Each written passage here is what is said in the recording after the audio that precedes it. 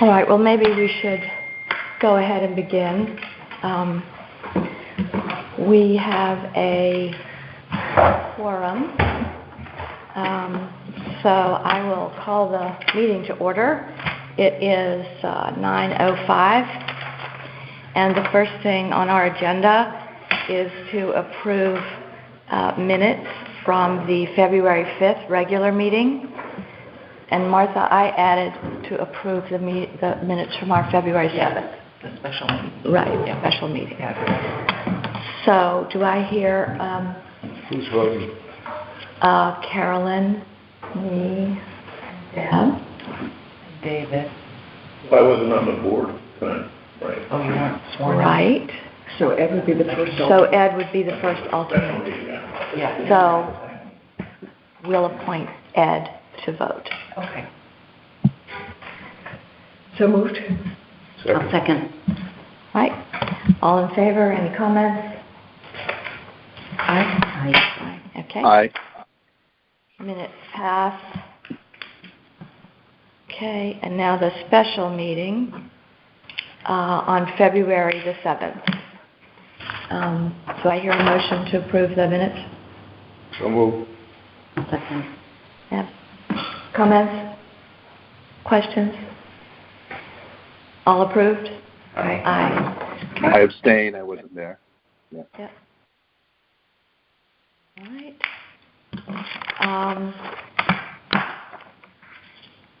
Public comment. Is there anyone here who has comment outside of the 9:30 scheduled comment? Oh. All right.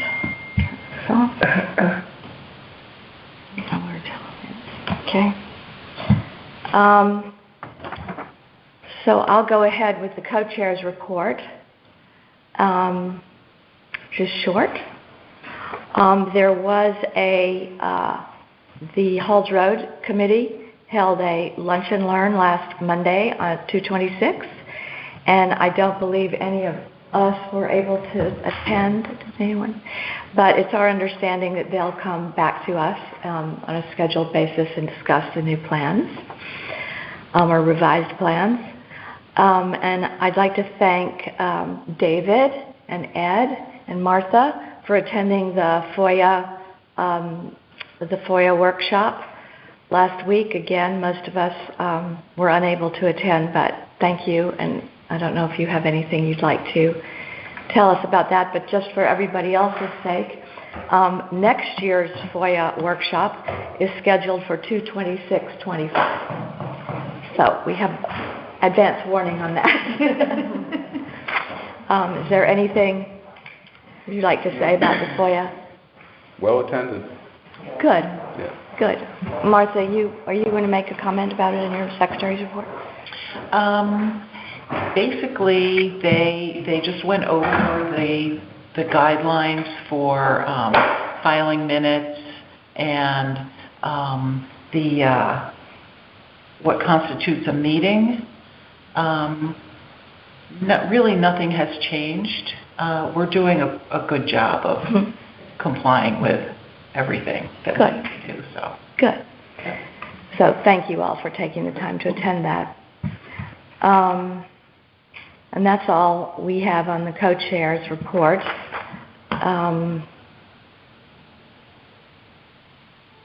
The FOIA was going to be John's point, so I think I've covered that. Martha, secretary's report. Yeah, so the main update that we have is the Ferry Road Sidewalk Project, which it has been approved by the state DOT, and the bids for the construction work will be received by the town of Omaha until 10 a.m. on March 6th, and then they will be opened and read aloud, teleconference open to the public. The tree removal, 3 trees will be removed from Ferry Road, and that bid will be sent out to 6 companies.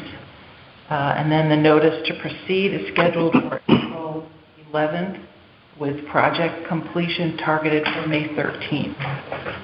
So that looks like it's going to happen pretty quickly once they get going.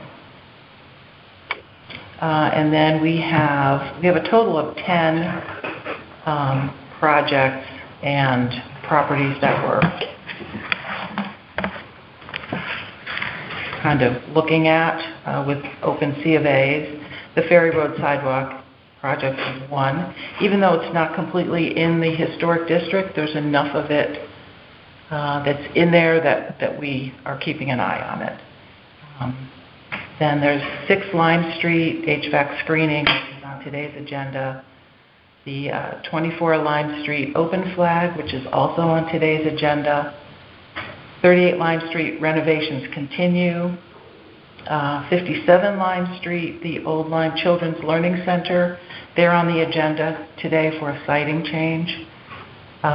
84 Lime Street, the Lyme Academy of Fine Arts, their signs. They have new signs, but they protrude onto the public right-of-way over the sidewalk, which isn't great. And then 96 Lime Street, the Florence Griswold Museum signs. There's still one sign, the fire lane sign, that's attached to the fence, which needs to be moved. And then 97 Lime Street Garden Shed has not been started. 100 Lime Street, Roger Troy Peterson Estuary Center, the Caretaker's Cottage renovations have been started. And 100 Lime Street, the storyboards also are going to be happening this spring. And that's all the C of A's that we have. We're still in the process of updating our web page. And there is no update for the 62 Lime Street plaque. And that's all I have.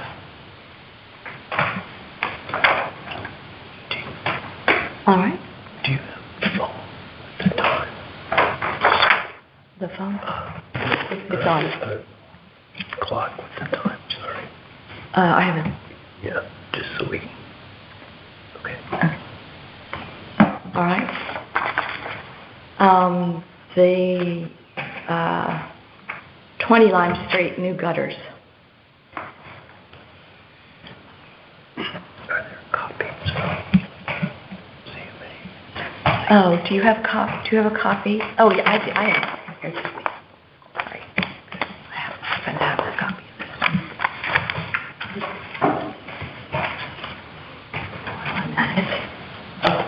Thank you. Those are all. Oh, great, thank you.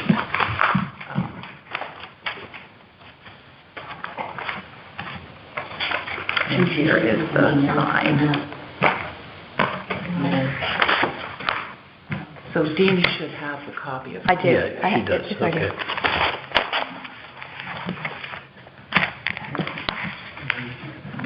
Since this is your application, you want to step... I'll present it. Well, step back from chairing Yes, this portion. that's why I'm handing it to you. But you present it. So, Okay. I'm sorry, the item is 20 Lime Street, new gutters. And the roof has already been replaced, but the roof was a complete like-for-like substitution. The gutters have some differences between what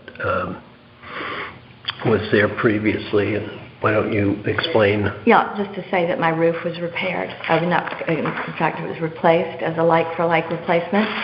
But during the 3 or 4 days that process was taking place, I was strongly advised to add gutters, which had not been installed on the building previously. So I agreed to do that because they said it would be better to install them while the roof was being done. So May I ask what that document is you're looking at? Oh, it's my certificate of appropriateness application. Do we all need one or not? Was that included in the meeting document? I didn't include it because the scan that I had was not very clear. Oh, I'm sorry. I could have sent another. Sorry. Okay. Let me pass it down. Yeah.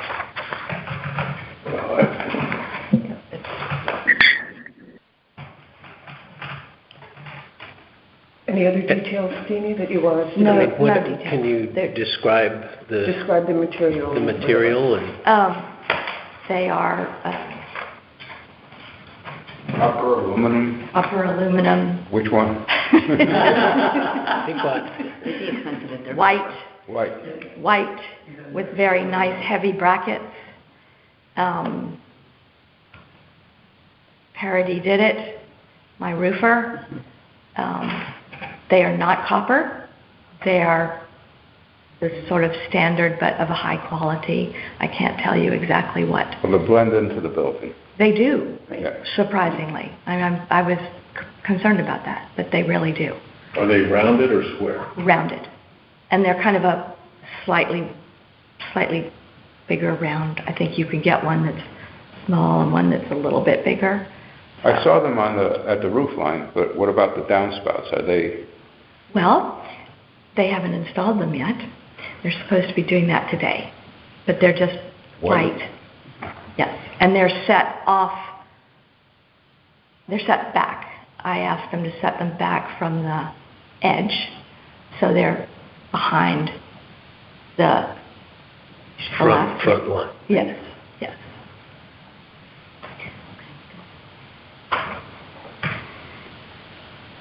Is there any further discussion about the application? Do they discharge into dry wells or onto the surface? Onto my garden bed. Yeah. Further discussion? Is there a motion? I'll make the motion to approve new gutters installed on 20 Lime Street according to the CFA, the details in the CFA. Well, the CFA application doesn't have, unless I missed it, the details you just described. No, I can get them. They weren't on the So estimate. if we could add, approve whatever we just said, white gutters, rounded, Right. Material and location. including Material, downspout. dimension, location. Yeah.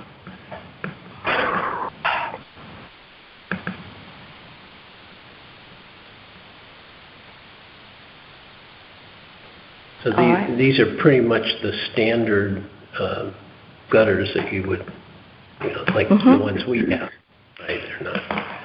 You said they're larger than usual. They're just, I think they come in than two one sizes. size, but not super large. No, or no. anything. It's just because standard. of the pitch of the roof. You need to, it's better to have a gutter so that water won't be all gushing over the side of the Right. gutter. So how would we state the motion? With including these details, how would you like to state it? How will you include these details? As described by applicant or something. Well, in writing, we need something Right. that either refers to Right. a document, and then we can put them in the minutes and take what we put in the minutes in. Why don't we take that back and she could write in on the second page, rounded, white. Right, or else if she addendum. I can call the roofer and get the make Right. and a model and the exact dimensions. I can Right, that would easily be- do that. Right, that would be good. Okay, why don't we propose, Deanie, Deb, if it's all right with you, that we approve the new gutters, which are the large standard size white gutters with downspouts, that the downspouts not be flush with the front end of the house, and that the details to be provided by the exact dimensions to be provided by Right, further details by provided by that. Hey, John, this is Russ. should we state that these are metal gutters? They are metal? I'm going to get, Russ, I'll get all the precise information from the roofer. I mean, they are metal, but I don't know. Right, that's what I mean, metal versus plastic. They're definitely not plastic. Right. Right, Yeah. just say metal. Right. White metal. White metal. Okay. Yeah, that's, Thank you. the color, I don't, yeah, but I think it's important that it's a metal gutter, yeah. Well, the color is within our purview as long as it's not paint color, so. Oh, got it, yeah, okay, cool. Yep, thanks, Sam. Okay. Right. Is there a second? Second. Martha, sorry, but just can you read what you have? Make sure we're on the same page. So I have Deborah Charnicky moved, seconded by Carolyn Wakeman, to approve the C of A application for new white metal gutters at 20 Lime Street, to include downspouts installed. Did you put that? Installed. So as not to flush with the front of the house. Flush with the front of the building, dimensions included on the C of A application. Want to say that? Dimensions and materials? Dimensions to be included on an addendum to the C of A application. How would you like that to happen? Shall I just add it to this? Yeah, just say C of A, addendum to C of A dated, whatever. Any further discussion? Right, and any cut sheets or anything that Harry has too.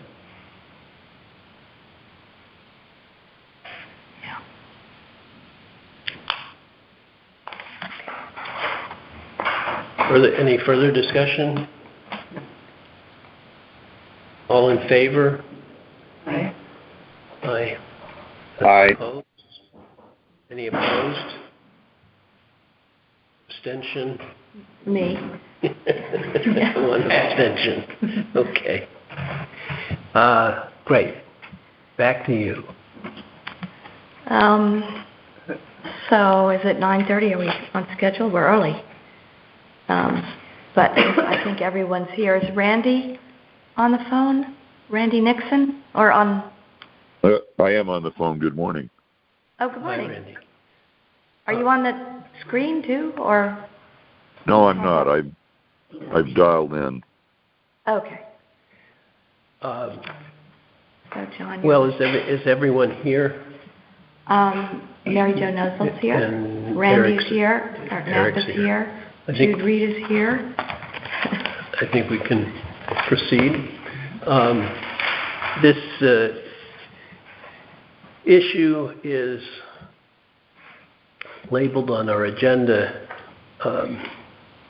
RTC, DTC zoning discussion, and it concerns political signs. Let me just briefly introduce the issue, and Eric can chime in if he has anything to say after the end of what I have to say. The HDC operates pursuant to a mandate set out in state statute and town ordinance. One issue that the state requires us to consider and evaluate is signage. We have no authority over the content of signage, what it says, or the ideas it expresses, but we do deal with such issues as the material, the size, the location, the density of signage. Thankfully, I would say the HDC has not traditionally dealt with political signs. And the reason for that is that the tradition has been that such signs were not displayed in the historic district.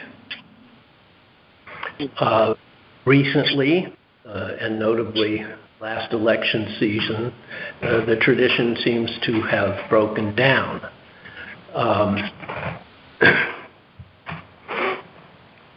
Last election, there were complaints to the HDC, and I believe to zoning, about the size of a sign, about the clutter of signs, about the fact that signs had not been approved.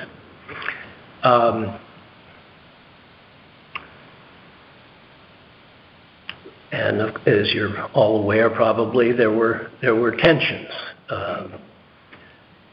Some signs were removed by an individual just outside the district. Some political signs were grossly defaced.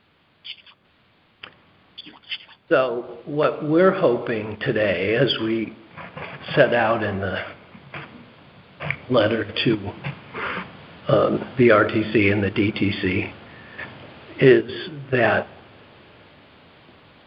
we can find a way to revive the tradition of no signs in the historic district. Or failing that, we can at least discuss how best to proceed in order to avoid some of the tensions and controversies that arose last fall. As I mentioned, zoning has its own set of signage requirements, different from ours. Those are set out in Section 19 of the zoning regulations. And before we open the floor for discussion, let me just invite Eric, if you have anything you'd like to say at this point about zoning and political signs. Yes, I do have regulations that encompass political signs. It is always challenging trying to enforce the regulations for a wide variety of reasons. First of all, I give an order, people have 10 days to cure it, and usually around election day time, 10 days is a very long period of time. Second, it's always hard to take down one sign without being accused of playing favorites. So, that sign is here, and the sign is there. So in the time I have been a zoning enforcement officer starting in Clinton, I have tried as best I'm able to stay out of the political sign enforcement business, not always successfully. But to the extent that we could get to a voluntary agreement, that would obviously make my life easier. Because, again, my role as CEO has to be obviously neutral to all parties. So I wanted to try and keep, to the best I'm able, sort of out of the fray of enforcing one sign versus a different sign, what makes it different, or this one got put up this date, and this one got put up this other date. So it's a challenge. And again, to the extent that we could be agreeable about it, that would certainly be preferable to being enforcing about it. So. Yeah, one of the points that struck me investigating our no sign tradition was that Old Lyme, a couple decades ago, got written up in the New York Times, and it was an article about local political signage, and Old Lyme was highlighted because at that time there was an agreement between the RTC and the DTC not to display political signs anywhere in town. That's not what we're talking about today. Our limited jurisdiction applies just to the historic district. So let me invite anyone who has questions, or Randy, why don't we start with you? Your perspective, your questions, your thoughts would be appreciated. Sure. Well, good morning to everybody. I'm sorry I couldn't be there, but I'm on the road working. So, my feeling is that, and I think I speak, I know I speak for the RTC as a whole, that we are very much in favor of going back to the tradition of no political signage in the historic district. We think that that's prudent. We think it's deferential to the district, and it would avoid any of these kinds of issues that we all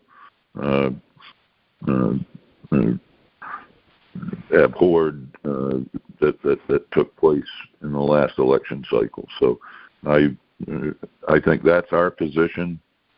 We think it's appropriate to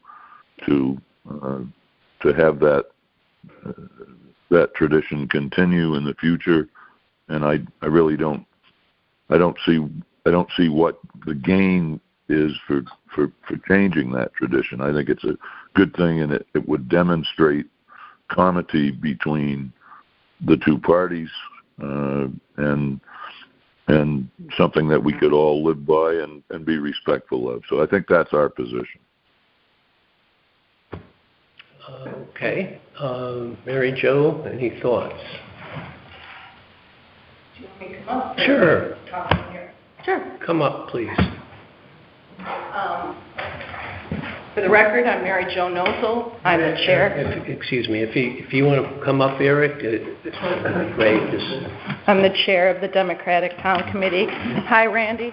Thank you for inviting everybody here. I don't know everybody here, but I'm a former selectman, and I am on the zoning board, elected member of the zoning commission. And I appreciate hearing Randy's thoughts on this matter. In speaking for myself and not for the DTC, because I'm here to learn, to ask questions, and take information back to the DTC.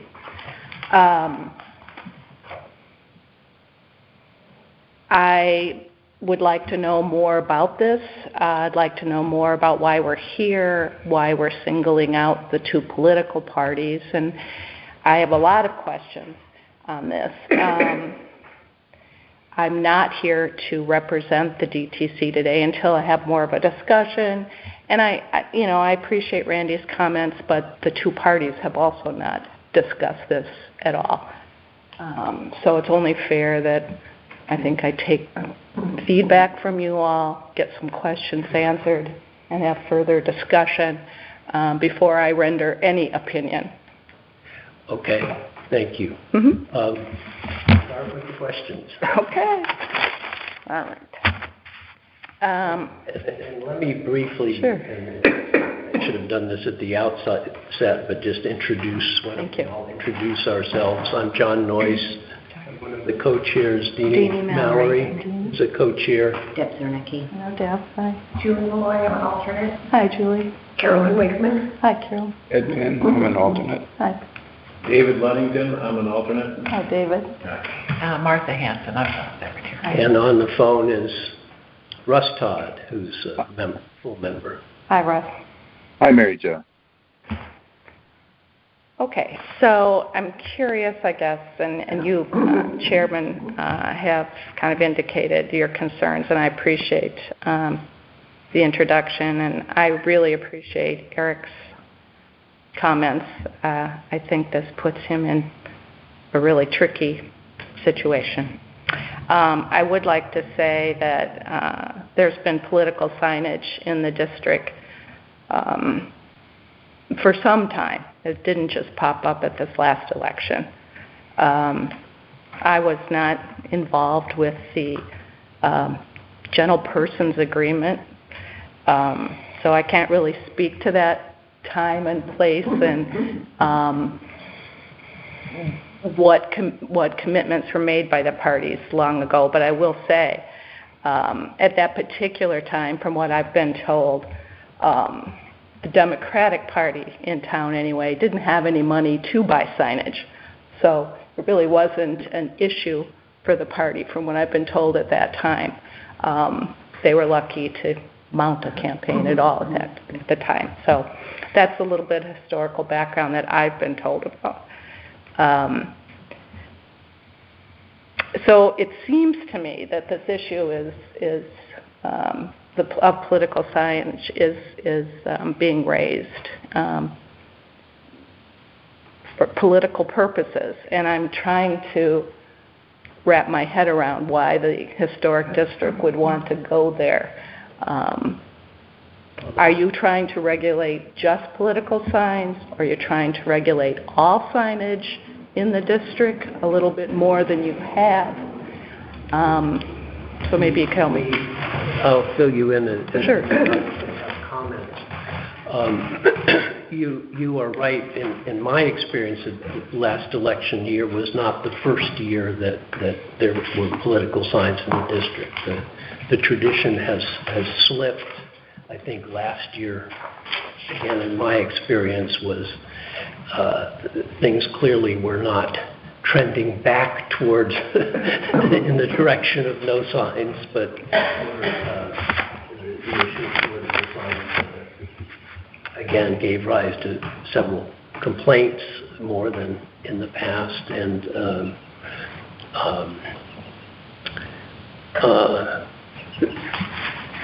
so that's why we're talking about it. But just to clarify, it's not just this one year when things have happened.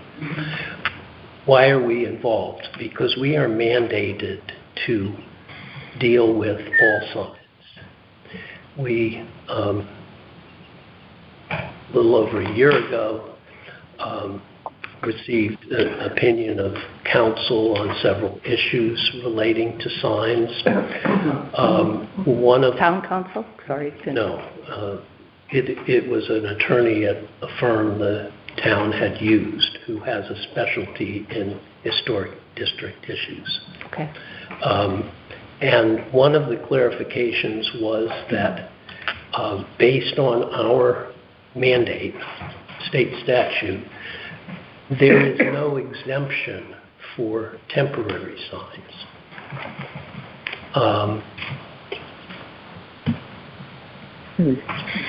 Again, we're not concerned just with political signs. We are concerned with all signs. But for some of the reasons Eric mentioned, it would be great if we didn't have to try to step in and complain to people about putting up signs. And the thought was that if the RTC and DCC have lots of properties outside the district where signs could go up, and if we could resurrect this tradition, it would eliminate tensions and make things in the district a lot easier to deal with.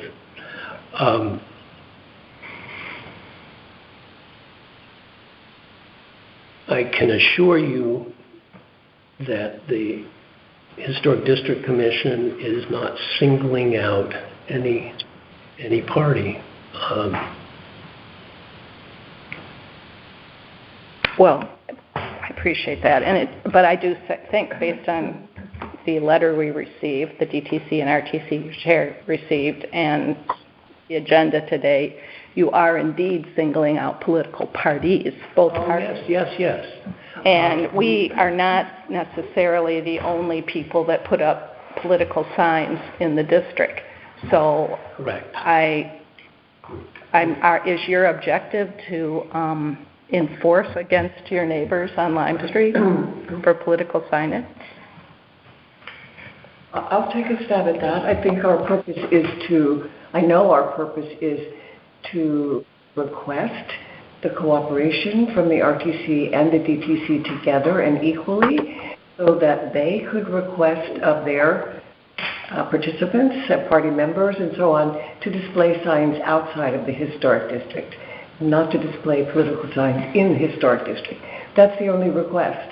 If we could all agree, and if it could come from Randy and from you in this case as chairs, then that would help to resolve the issue. Now, could there be a rogue Republican who puts up a sign anyway, even though Randy has said it's not our policy, yes, I suppose it could happen, but it would be less likely.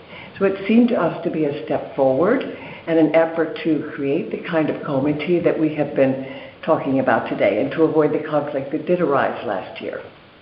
Does that help? Thank you for your comments. I do think it's interesting to me personally that there's been other signage, political or maybe a referendum, maybe a social issue that people were concerned about on Lime Street. But I did not see a collective response from this group on some of those things. For example, we had signage that was desiccated at the Congregational Church within this group, within the district, and I didn't see any outrage from you all on that. I know that in the memo to us you mentioned areas outside the district, so there have been sign desecration, graffiti on public signage just outside the district that I didn't see a response from this group. So I'm just saying there's a tendency in my thinking to see that you are singling out the parties, and in particular this issue this year on 1 Lime Street was particularly onerous because it was Democratic signs that were put up on Halloween, and the homeowner that came before you afterwards felt threatened by the response from the letter from a few people from this commission, and then those signs were removed. So those are the tensions you're referring to this year. That was particularly upsetting to many of us. The desecration of the signs throughout town, the vandalism, I'm assuming is still ongoing police action, and should be. It was terrible, and both parties came out strongly against that. Both parties' signs were desecrated. But just want to go on with my questions if I can. Could I respond? Sure, John. You said you saw no response from this commission about signs outside the district, although it was mentioned in the letter. The reason is we have no jurisdiction whatsoever over signs outside the district. It was mentioned in the letter to you and Randy because it's an illustration of how hot tensions have gotten, or what difficulties we've seen elsewhere that could spread into the district. With respect to other temporary signs, as I mentioned, we not long ago received the opinion of council about temporary signs, and lots of those issues have arisen with respect to temporary signs. Later on our agenda today is a continuing discussion of historic district handbook revisions regarding signs. So what we are trying to do is to clarify what's in the handbook now, and are grappling with issues relating to temporary signs. With respect to the issue of 1 Lime Street and the signs there,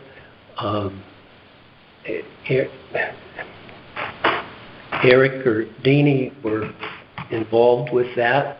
Perhaps could explain the background to that. But the signs were, as you are aware, moved, and were removed by an individual. They were not removed by, or removal was never suggested by, as an enforcement mechanism. In other words, the removal that took place was not an enforcement action by this commission. Okay, but that's fine. So, I mean, One more comment, John? yes. I'm just picking up on what Mary Jo has very usefully said. I think what we're attempting to do as we move toward revising the handbook with regard to all signs, political signs being just one very small subset, one very small entry in a long list of signage regulations and recommendations, we're trying to move toward that today. That's what we're doing. So we're looking forward. We're all just recognizing that there was a problem in the fall. We hope that problem will not recur. And we're looking and exploring ways, perhaps through your participation and Randy's participation, to just take one more step to avoid the kind of conflict and confrontation and tension and lack of comity that we've all been discussing this morning. So I'm recommending that we look forward and consider together with you and with Randy and with others what can help us achieve what is our goal in the historic district and in the town, in the community, in fact. So I just thought we could maybe look forward instead of going back over all the details. I don't mind, but I don't think it's instructive or helpful. We're all familiar with that. Maybe just, do we know who removed the signs? Yes. Yes. And who was it? It was a woman who was an alternate on this commission.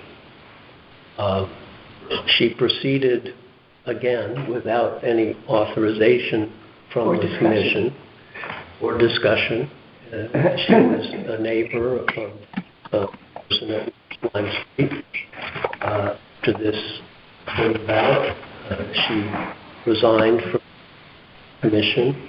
In her letter of resignation, there are two sides to many stories. Set out her side, but one of the things that she stressed is the point I made today, that none of her actions were attributed to the commission or anyone else on the commission. John, I'd like to make one comment before proceeding, if I could, to speak to Mary Jo and to both. From my perspective, I feel like this is an opportunity for leaders in town, being the RTC and the DTC, to show support for the historic character of the Old Lyme Historic District and the historic traditions of Old Lyme. And that by coming together on an issue, and we know there's many other issues that divide us, that we see this as a great opportunity to speak to some of the higher values of Old Lyme, which is the historic traditions and the historic district that's here. So I come in the spirit of, and ask you to come in the spirit of trying to work together to support the historic district, and something that I think everyone in town values and loves, and is recognized not only by folks from Old Lyme, but as John mentioned, was even identified by the New York Times several years ago. So I think it's unique, it's special, and that's the reason why I support this conversation and hope you respond in that light. Thank you. Thank you, Randy. This is Mary Jo. I respect your comments, and nobody loves Old Lyme probably more than I do, and I've given a lot of time to this town. And I certainly respect the historical district, but I respect our Constitution even more. And I'm very careful about First Amendment rights, and they're very important to me equally. So I'm not coming in any state of I'm an open book in that regard. I'm here to listen and learn, like I said at the beginning of this, ask some questions so I'm clear, because I am not the DTC. We are a committee. We'll have to discuss. And I might even suggest that you and I talk, or our groups get together and consider, if you're going to consider the historical district as off limits for political signs, why are we not considering the whole town? So I think I'll throw that back at you for you to consider and you to take back to the RTC, knowing that the DTC would be very very open to having further conversations on political signage. Quite honestly, they're expensive. I think they serve a great purpose. I think they have a purpose. I think that the Supreme Court recognizes their purpose. And if the town of Old Lyme feels that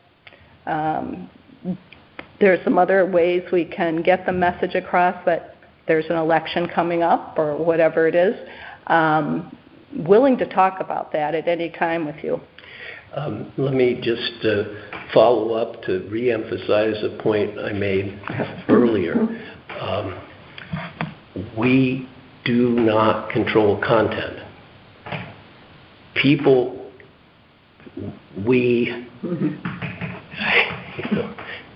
I have a legal background. I'm a fan of the First Amendment.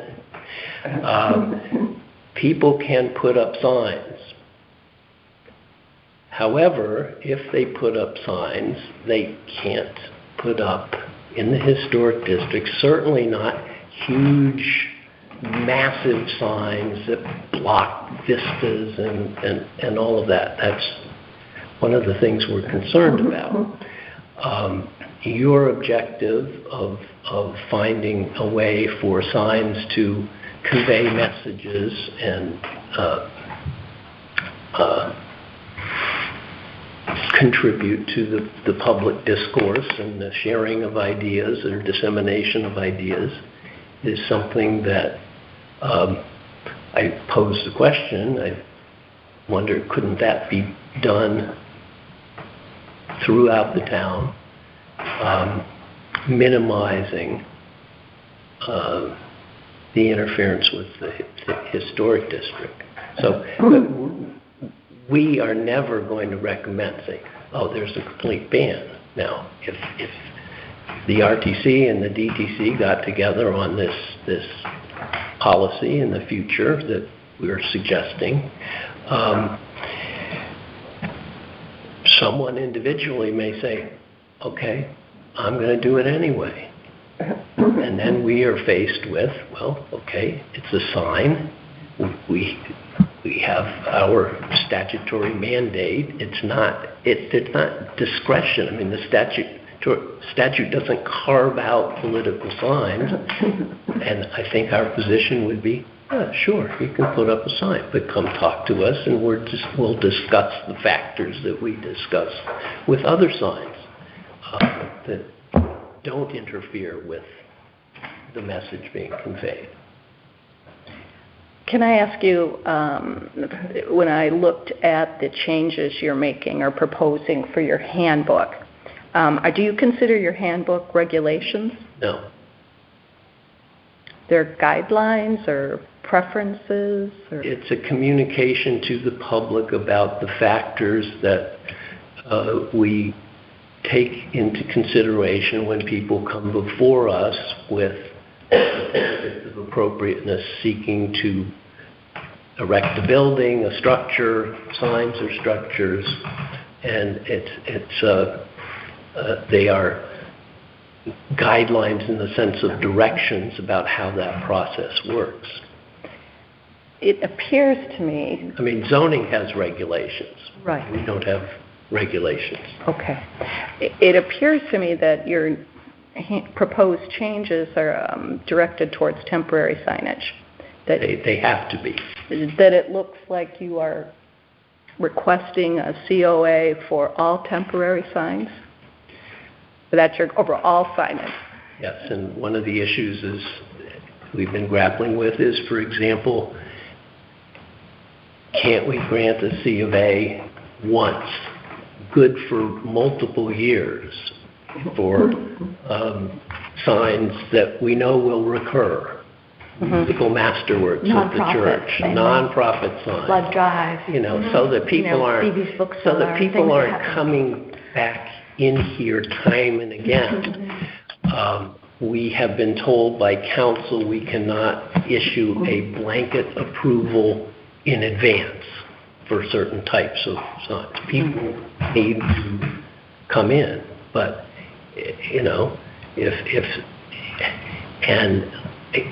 I would anticipate going forward that we just use it as an occasion to make certain basic points clear.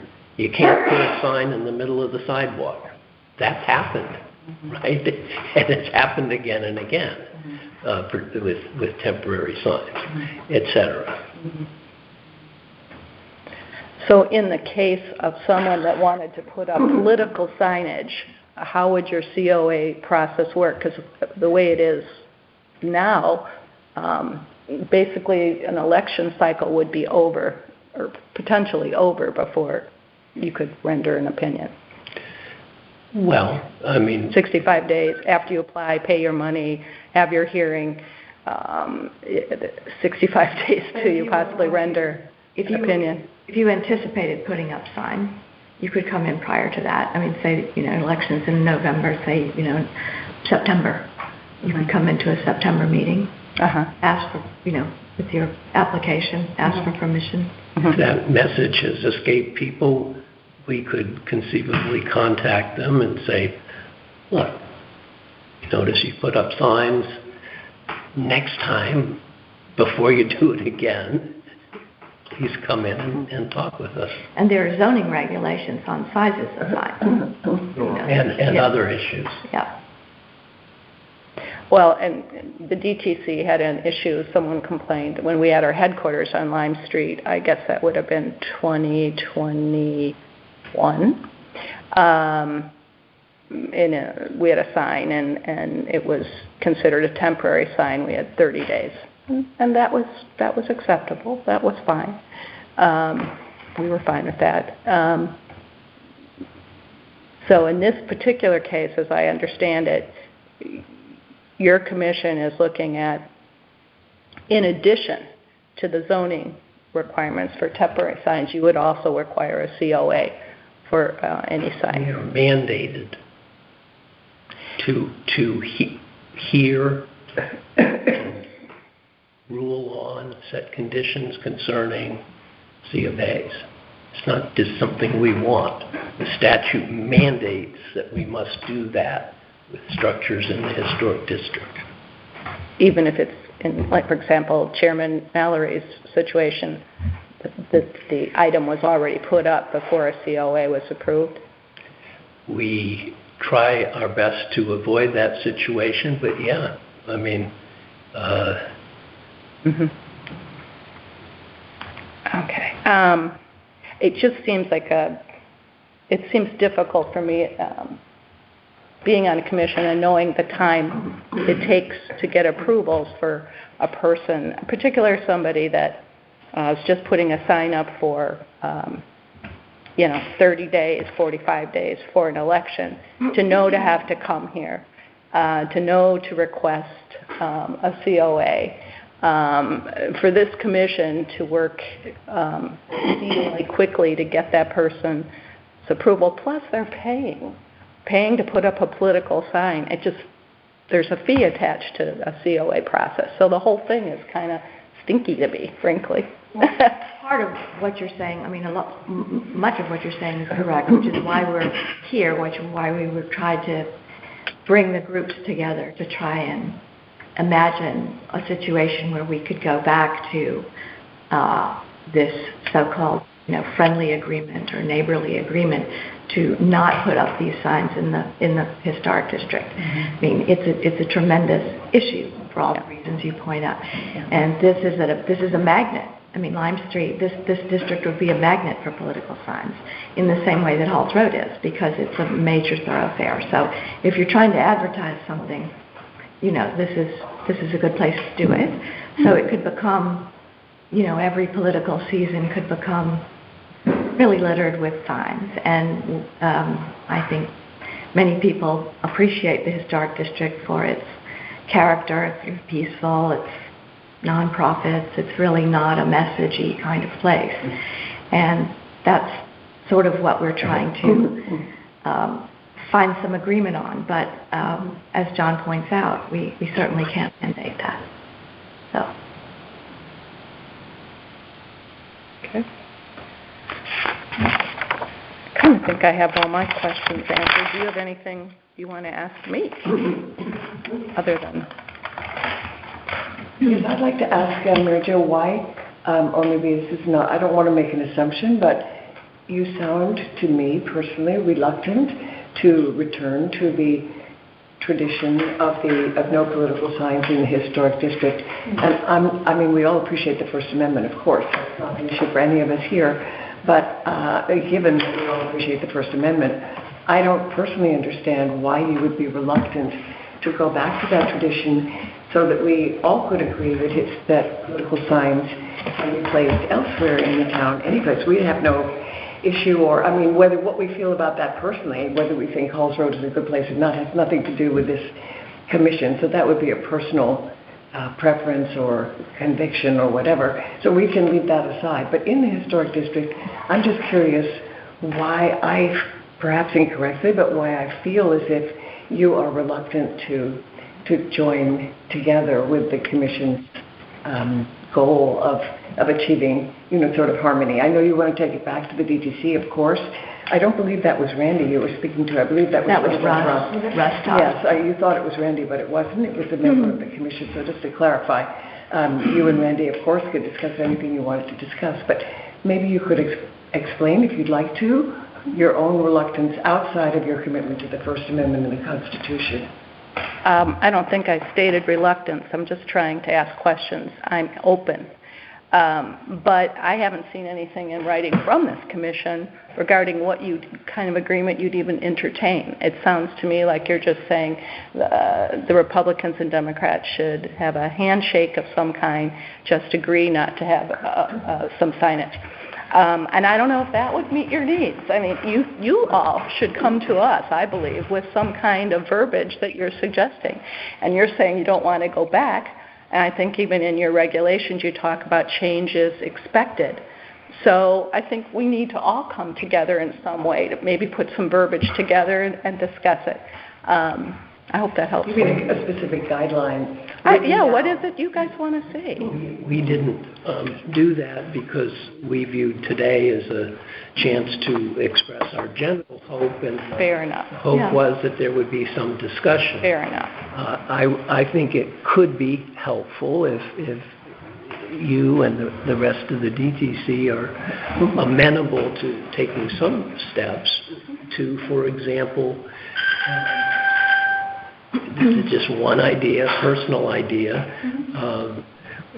work up a statement that would be issued jointly with the RTC. And I mean, we'd be happy to contribute suggestions to that. Okay. That would be one way, certainly, to get the word out. Mm-hmm. Would it be a pure cure-all? No. I mean, my guess is somebody, maybe you would say, we won't distribute signs to people in the historic district. There are a lot of things that could be included in that statement.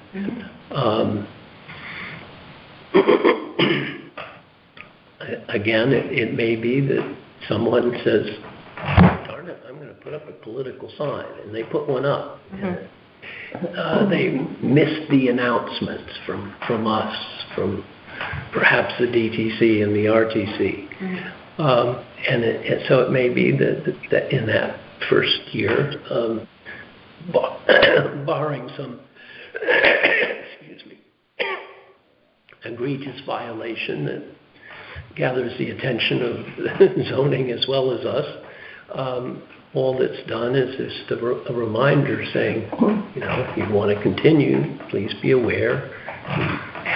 We certainly will by then. We're hopefully nearing the end of our handbook clarifications, but say we have a process that would lead to you only having to come in once, not every single year, and it would just be helpful to have a discussion about some of the issues over which we're mandated, again, to issue rulings.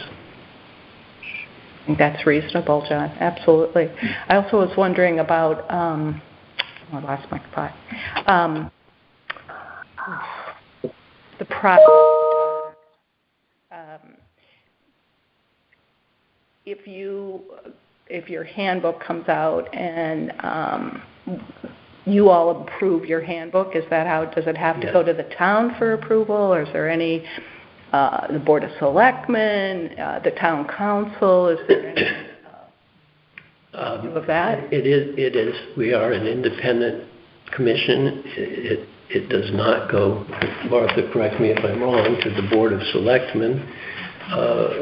Eric, the CEO, has a legal background in local land use issues and has helpfully agreed to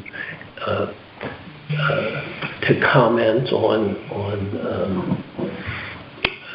any clarifications to our policy as another set of educated eyes, if you will, who's familiar. But no, this is a state-mandated commission. Once the voters agreed 50 plus years ago to set up a historic district,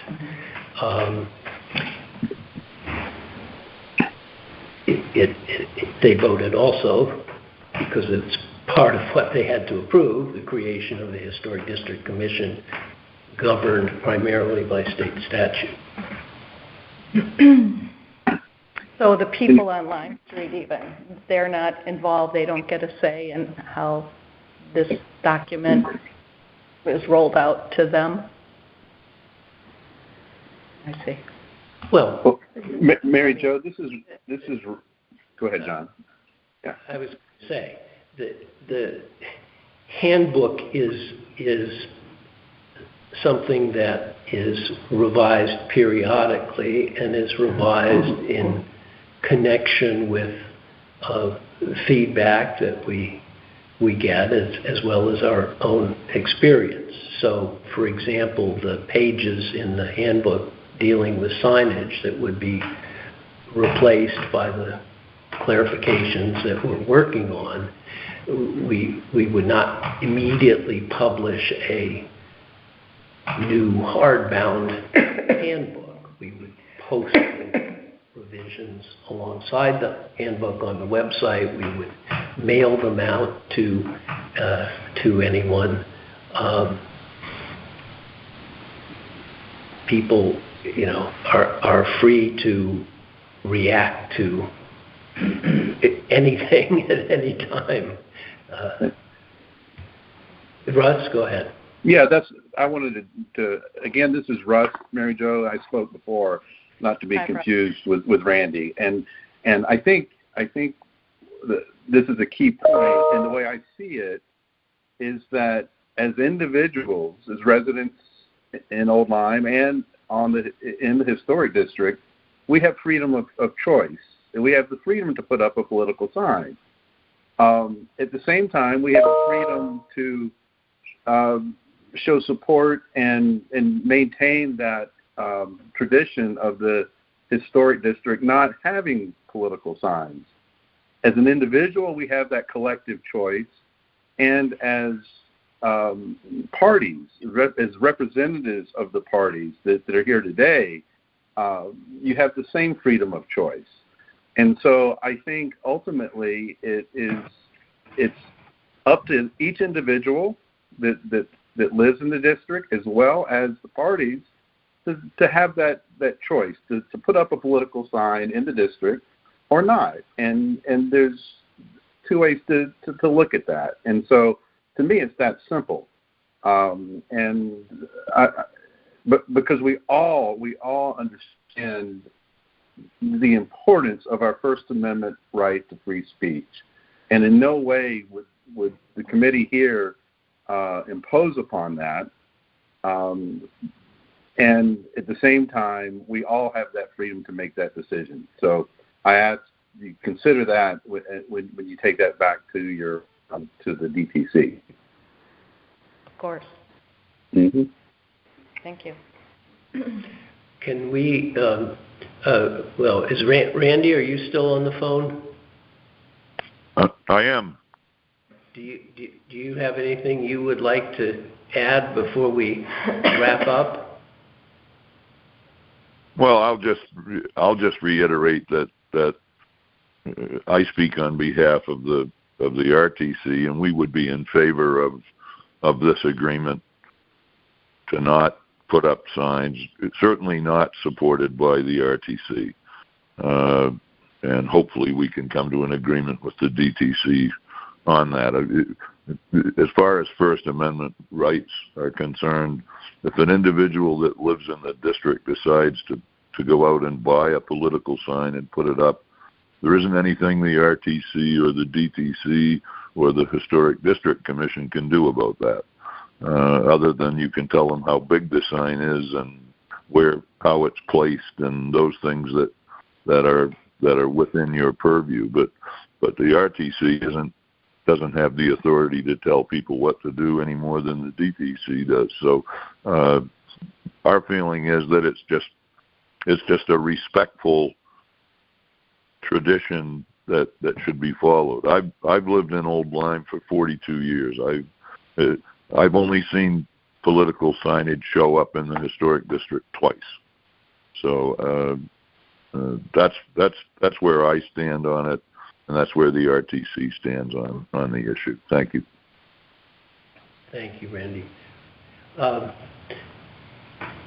Randy or Mary Jo, is there anything at this point that you would find it helpful for the HDC to do? We can come up with suggested language, but it really needs, in my view, to be we don't want to be imposing language on you. If you'd help be eager to have a draft to show other DTC members, I suppose we could do that. But what do you think? Would it be better at this stage to take back what you've, relay our discussion today and just get? That's what I intend to do. That's what I intend to do, to take this back, our discussion. Once, we get the minutes, I'll bring that back to the DTC, and we'll have a discussion, and we certainly can talk about providing feedback to you all from that discussion, and we may reach out to Randy also and the RTC on our thoughts. But I'll take it back to the DTC for discussion. Great. Thank you. Thanks so much for Thanks for having me. Just before we adjourn this session, Eric, any last comments you want to make? I think that we've had a good discussion about it, and we all sort of understand where we need to go going forward. And I would just say, to the extent that I don't need to enforce political signs, that's always appreciated, and we'll see where we go from here. Okay. I know you have the sign policy stuff coming up later. I have to unfortunately leave in about a half an hour or so. I don't know if you want to try and get in any discussion of that while I'm still around, or if that's not something I need to stick around for. Well, we unfortunately have legal advertisements out that set signs for hearings. We are close to our end of this, and may, if you're willing, show you our final. Well, again, if I can come back at your next meeting and talk further, if you'd like my assistance or discussion on that, that'd be great. But again, unfortunately, I scheduled something else for this morning. I can't stay beyond about another half hour or so. Okay. Okay. Thank you for your time. Thank you, Eric. Thanks, Eric.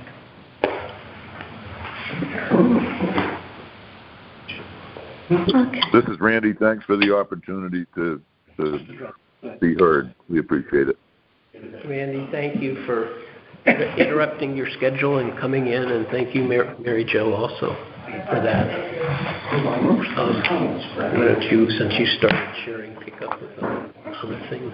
The next issue is Homeward Collective flag, public hearing. You want to come up to the table? Okay.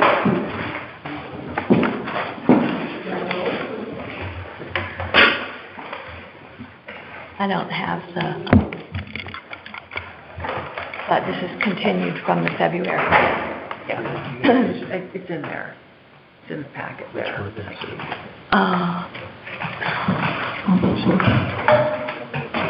this one. Yep. It's Bartlett. Okay, Yep. sorry. Yep. Yep. Okay, so Do we have info on her? from the last meeting, it was in the from the February 4th meeting, it was in the distributed COFA. Right, Martha? Yeah. Okay, just I probably have it here. No, I probably don't, because I've filed it. Here's, I mean, you can Can we just circulate look at it that. quickly? Yeah. Thanks.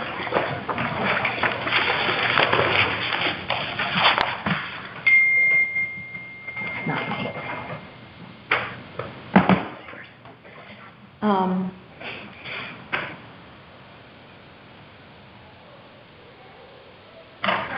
I think where we left it in February was Homeward Collective requesting permission to display their open flag into a pre-existing flag holder that had existed on the building before and was used by the prior tenants also to display an open sign, and so they are here seeking permission to display their open sign when they are open. So a temporary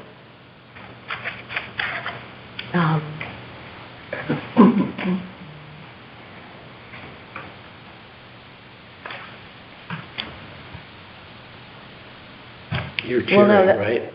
well, I'm just bringing everybody up to where we were on that. So I think there was a suggestion that it be continued to this meeting in the hopes of them being here, and they now are. So are there any questions regarding this flag? Do you need they also use the A-frame sign that says open or sale or something too? Right. But that's not part of this application. We hope to have that conversation. But this is a COFA application to display their sign, their open flag. So is it the notion that it would be displayed using the existing bracket just in that location? That's what they do. Mm-hmm. Yes? Their Yes, correct. Record says they're nodding yes.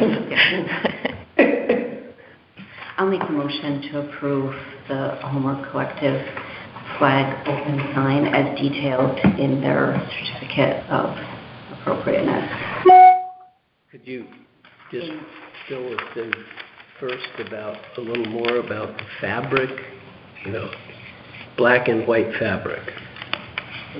Thick fabric, plastic fabric, synthetic fabric? Synthetic. It's a synthetic. Thick, It's durable? can sustain rain, a little bit of weather. So it is, a man-made synthetic material. And it's on a wooden pole. It's on a wooden pole. And what, It's a nicely designed, Right. in my view, it's a nicely Right, designed the colors flag. are nice, and it's installed in something that's previously been attached to the building. and I see you have dimensions for a wood-painted sign. Was that dealt with That's last week? installed on the building. That was previously. Right. last, Oh, the one before. Yeah, right, yeah. But what would the dimensions of this flag be? I don't, 2 by 3. It's a standard open. well, it seems smaller to me. Yeah, I mean, it's than certainly- your sort of standard the flags that are, all the American ones, flag. no, not American flag, of the sort of open flags that are often displayed. This seems more square, isn't this? It is a rectangle, Yeah. but I think the way it drapes, it doesn't Maybe, yeah, appear quite as... yeah. It was custom designed.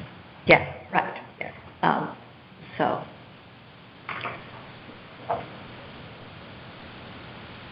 I would second your motion.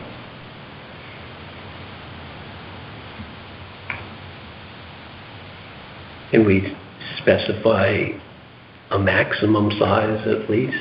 Let's say the size is detailed. Is there a size detailed on their No. application? That's why I asked. We should provide that. I think it's like 20 by 40. Usually that's a standard size for those flags. Standard. Right, so that would just have to be detailed. I got that. Well, can you just add that to your application, the size of it? Sure. Yeah. Right, size, fabric. Well, again, we're ruling on something where we don't have the information, but if you could provide that, the dimensions, we'll Because this flag has been out there. Yes. Correct. add that. Okay, just email it to Martha? Yeah. Okay.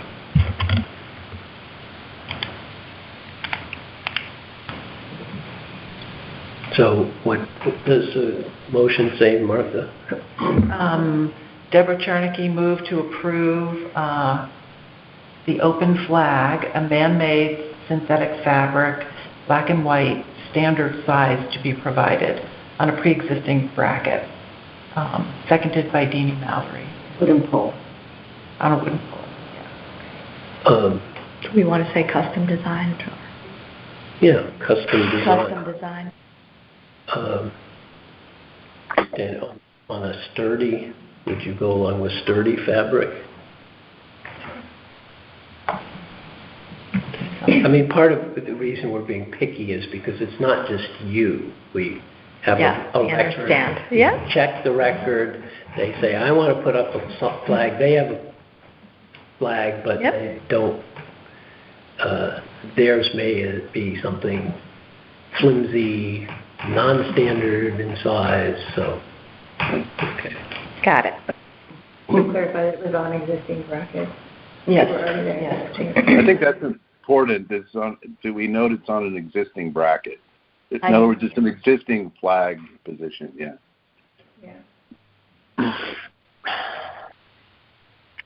Okay, so it's a custom designed open flag of a man-made synthetic fabric, Sturdy fabric. Sturdy. Synthetic fabric, black and white, standard size to be provided on a pre-existing bracket on a wooden pole. Is that everything? Did it say custom design? Did you say? Okay. And the pole is new? The pole is new. Okay. Pole is new. And that's Martha said is fine.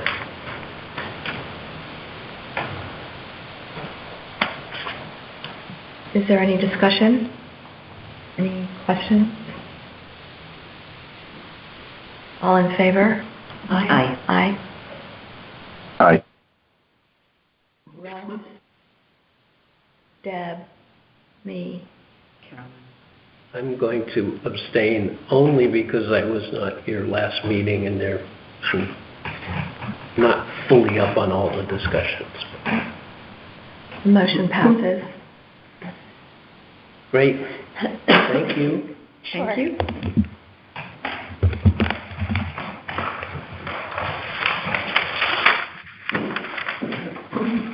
All right.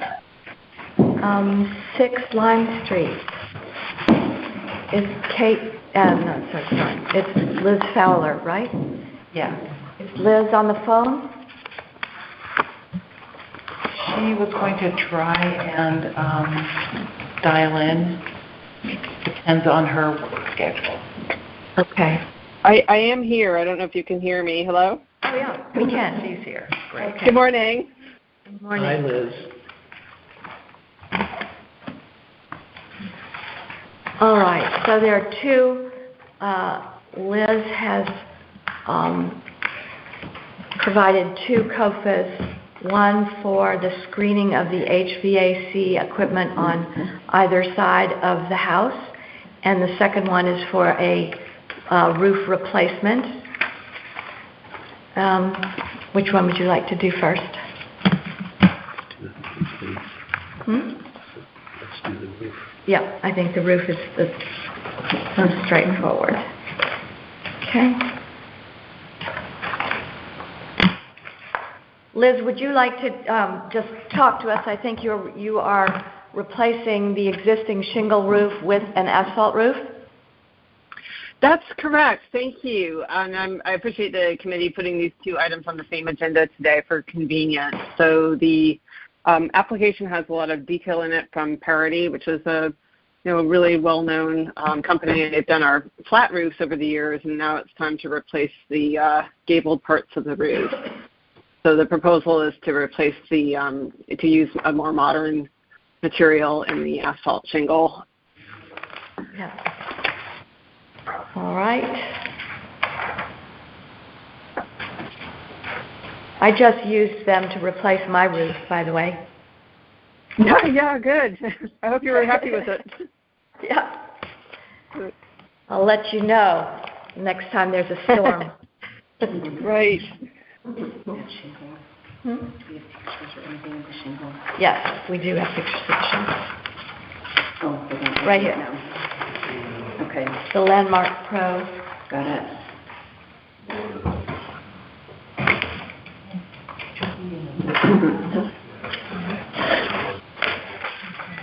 Judy, I just want to say that I couldn't this morning at 7, I couldn't quickly open the zip drives. I couldn't either. So No. all of the materials we were sent to me were not accessible. Yeah. So I just wanted to mention that. They weren't to me either, but I had someone do it for me. So, okay. I'll pass you this to look at. Were you but, able to see this? Okay. Oh, Thank you. And Deb has color. does anyone else need to see this? John.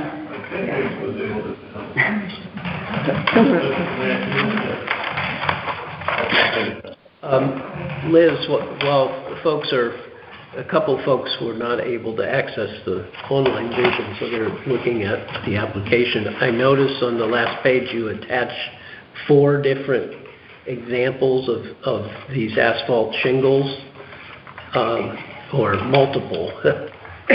Which one are you I think it's the two colors. planning? Which color were you planning, Liz? The Heather blend, Shenandoah. I can't remember which one we picked. It's, what is it? Oh, let me get my file open here. They're both basically gray. Yes, they're both just gray. It's the Heather blend. Yeah. It's apparently more readily available than the Shenandoah. They're quite similar. But they're just different shades of gray or dark gray. Is that it? That's correct. The Heather blend has a little bit more warmth in it than the Shenandoah. But they're both basically gray. Okay. Okay. Any questions?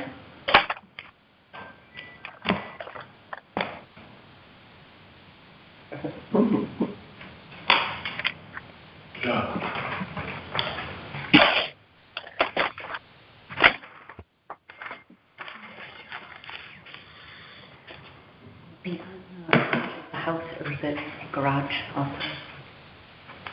Hey, Liz, are you doing the garage as well? No, the garage has a flat roof, which we repaired a couple of years ago. This is just the pointy parts of the roof.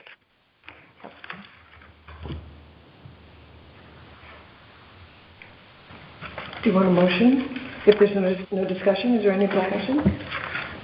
I move that we approve the COA requesting the shingles that Liz has recommended installed by Parity in the color that she has been able to easily acquire, which is Heather blend. Do we need to talk about the thickness of the shingles or anything else, or only just the color? It's an architectural shingle? Yes, it is. It's right. The Landmark Pro mid-range roofing recommended by Parity. Right. From this company called Certainty. So there's the Landmark Goods, the Landmark Pro, which is considered better, and then Landmark Premium. I think it's important, Carolyn, to note that it's an architectural grade or landmark shingle. Excellent, Russ. Yeah. Please, Martha, please revise to include Russ's addition. So I'm a little confused, Liz. Your attachment says we plan to install Landmark Pro architectural style asphalt. I thought it was Landmark Medium. Well, that's the medium. Oh, medium grade in the... Right, it's the same. Okay. Same. The detailed clip from the parity contract proposal says install new CertainTeed Landmark Pro architectural style fiberglass asphalt roofing. Okay. The architectural looks more like a wood shingle than a standard 3 asphalt shingle. Yeah, that's the reason for the note. And we are also today approving the reconditioning of the chimneys, flashing and mortar sealant. Correct. Do you want two separate motions, John? No, I think we can do it all at once. I'm sorry. Then I thought you wanted a motion for the roof. We do, but the roofing proposal includes work on the chimney. So the motion can reflect that it includes work on the chimney as specified in the C of A application. All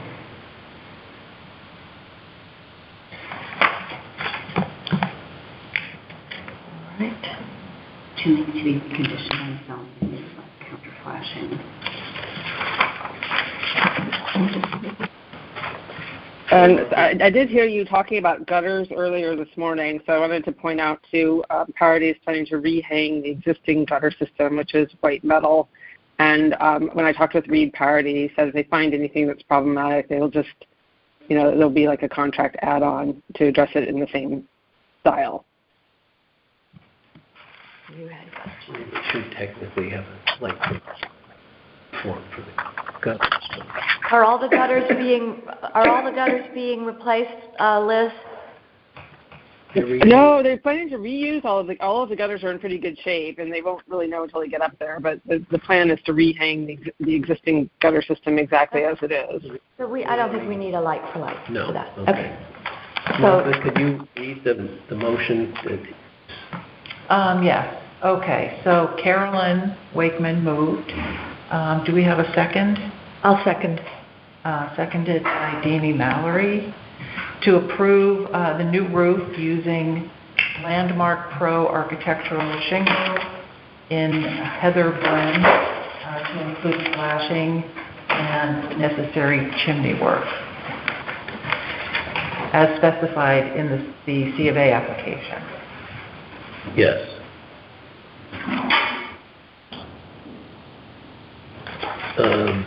Any questions?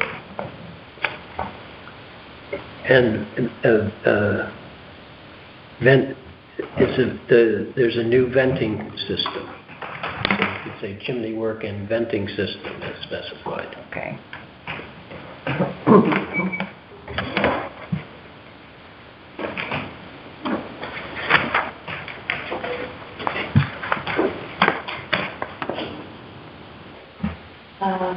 Anything else? Questions? All in favor? Aye. Aye. Russ, Carolyn, Deb, John, Dean. Motion passes. Okay. Thank you, Liz. Thank you. All right. The next piece of this is the screening. So who'd like to tackle that? Just provide us, most of us couldn't open this document, so maybe Liz, you could just explain quickly the screening that you would like to have approval for? Sure, thank you. The plan attached describes screening for the location next to the driveway, which is the front door of our house, but the side view from Lime Street, as well as screening the generator on the Ferry Road side of the house. And I've had several meetings with the carpenter to discuss cedar lattice affixed to cedar fence posts in an attractive way to mask the mechanical unit that is on the driveway side, and then to further screen on the, I guess it's the south side of the house where, and this would be more of an aesthetic thing than actually a screening thing, but just to kind of balance on the other side of the house if you're looking at it from Lime Street front on. And then the generator, which is visible on the south side of the house from Ferry Road, would have a trellis planted in the bed, in the planting bed, that would be tall enough to screen the generator and the things that are behind it. We have a lot of hedging along the side of the house that covers up a lot of the mechanicals, but there are a couple of key views that this new approach should address completely. Can you explain, when I was reading through the application, it sounded as if you were going to mimic the screening on the south side coming off the edge of the south corner to match what you're proposing on the north side? That's correct. So and that's more of an aesthetic question than a screening question, because the mechanicals on the south side, if you're viewing the house from Lime Street, you don't see them. So it would be more an aesthetic consideration to have, if there's a lattice structure on the right-hand side, on the driveway side, to have something that counterweights that on the left-hand side of the house. So those mechanicals, the ones that are, let's use north and south. Yeah, on the south side, facing the church. The ones that are immediately adjacent to the house, not the generator that's sort of in the middle of the little garden area, right? South side. South side is the generator. North side is the HVAC. No, but there are quite a few units right alongside of the house. Maybe 4 on the south side. Okay, got it. So those are set back, right? That's right. Yeah, that's right. But the generator is visible from Ferry Road, is that correct? That's right. We had some plants die off, and we also removed some misshapen plants from down by the fence line, so the generator became visible over the last couple of years. So and this new solution is to put a large trellis into the garden bed that will be a hardscape screen rather than a plant-based screen. Okay, just to clarify, if it's a structure that's visible from any public way, not just Lime Street, we need it, and so. Understood. So were others able to see what this would actually look like? I see in this printout that you gave me a lot of photographs of boards and caps, but I don't see anything. Maybe I looked at it quickly, but I don't see anything to give us a sense of what this would look like. It'll look like a standard cut of lattice attached to fence posts that have caps that match our picket fence. So you're not proposing latticing in I think I'm seeing 4 in these photographs. I think 3 or 4 that are kind of attached to the house. I'm not, because the units need to be readily accessible for twice-a-year service, and they also have to have 18 inches around them for safe functioning and not to become fire hazards. So I think unfortunately, this photograph has a tree right here. Right. Is it the photograph with, I assume it's your husband standing with a piece of lattice in front of the units? That's Andy King, the carpenter, and that was the old idea. Yeah. No, Andy, I apologize. No, it's okay. I mean, I think that photograph is showing Andy holding a piece of white lattice, and this new approach is to use cedar lattice in its natural form, which will probably do a better job of receding into the background while doing the job of screening the mechanicals.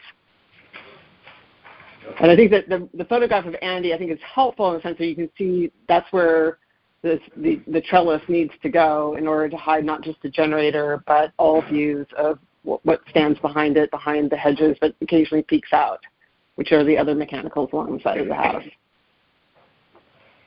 So, focusing on the south side, I'm a little bit confused. Are there mechanicals that at this time you're not proposing to screen? All of these. Just correct me if I'm wrong, Liz. These exist, as you can see, on the south side. Right. Okay. This tree, unfortunately, is just blocking the corner of the house. But so she is not proposing screening these units because they can't be. Those are good pictures. Where were these pictures from? Those are David's. Oh, okay. Well, they came from me, I think, right? But that's not there now. Oh, that's not there? No. So that's this not is what it looks using? like now. This is what Oh. it looks like now. This is from our site block. Maybe we should do a site visit. So what I think Liz is proposing is putting the same lattice and posts off of the south edge of the house that you're proposing to put on the north edge to screen the north unit. Is that right? So that the two... That's correct.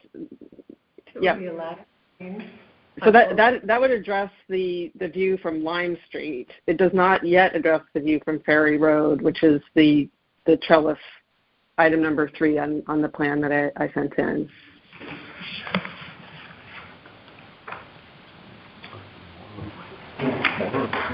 I know. I don't know what pictures you're looking at, so I'm a bit of a disadvantage here. Yeah, we took some pictures a couple of summers ago when we updated our photographic record, of all the properties. So we just have these pictures. Uh-huh. It's the way it looks now. It's so.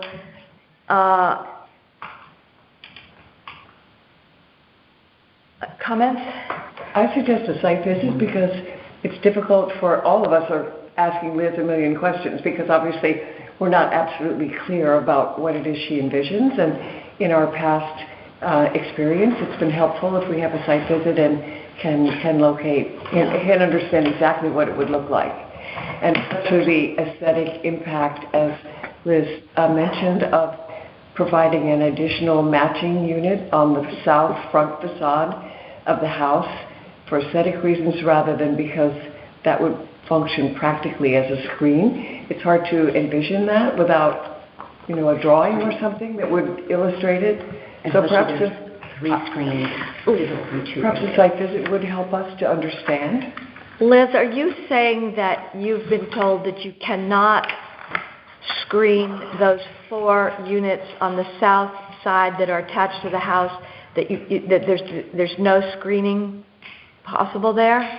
There's not enough room to put in a wooden, thank you for that question. There's not enough room to put in a wooden lattice screen without creating a fire hazard. We have quite a lot of hedge planting that does, I think in my view anyway, a pretty good job of screening 80% of the view. And the large trellis in the garden bed that I'm proposing with Andy King to do the install should take care of the remaining 20%. So are you saying that the hazard is related to the fact that not enough air circulates around them with a lattice erected, or the manufacturer's recommendation is to allow at least 18 inches around the units, and the way they're installed and then the way we've got this nice hedge going around them, there's no room left. And I brought a little walkway along the side of the house, which is useful for servicing the units as well as to navigate the garden. So if we put in, there just isn't room to put in a bunch of extra structures that would take the entire pathway and impinge on the units and their safe functioning.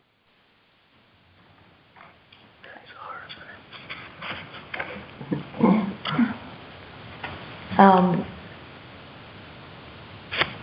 not prepared to approve. Right. Liz, would there be a time soon when we could meet with you at the house? I'm really reluctant to commit to another meeting. I mean, we've been talking about you've done one site visit already. I'm aware of the concern and that we're on a corner that's right across from the church where there's quite a lot of signage and flags and traffic. And I have a carpenter who has excellent taste, knows the house well, and is going to work with me to come up with a complete solution. And I just, given my personal situation, I honestly do not have more time to invest in this. I filled out, several applications now. You did a site visit, and these units have been on site since 2019, so we're coming up on 5 years now. And I'd like to get going on this so that I can, we can get the trellis in, I can put some more plants in, et cetera. She wasn't there. And I just don't have the appetite to keep, revisiting it. But you're in charge, so. I guess my only concern is having another sort of lattice fence coming out from the corner, the north corner of the house. That's what you're suggesting, right? Well, the north corner is the one that is the driveway side of the house. That one, I think, is a requirement. Sorry. Yeah. It's the south side. So, no, I mean,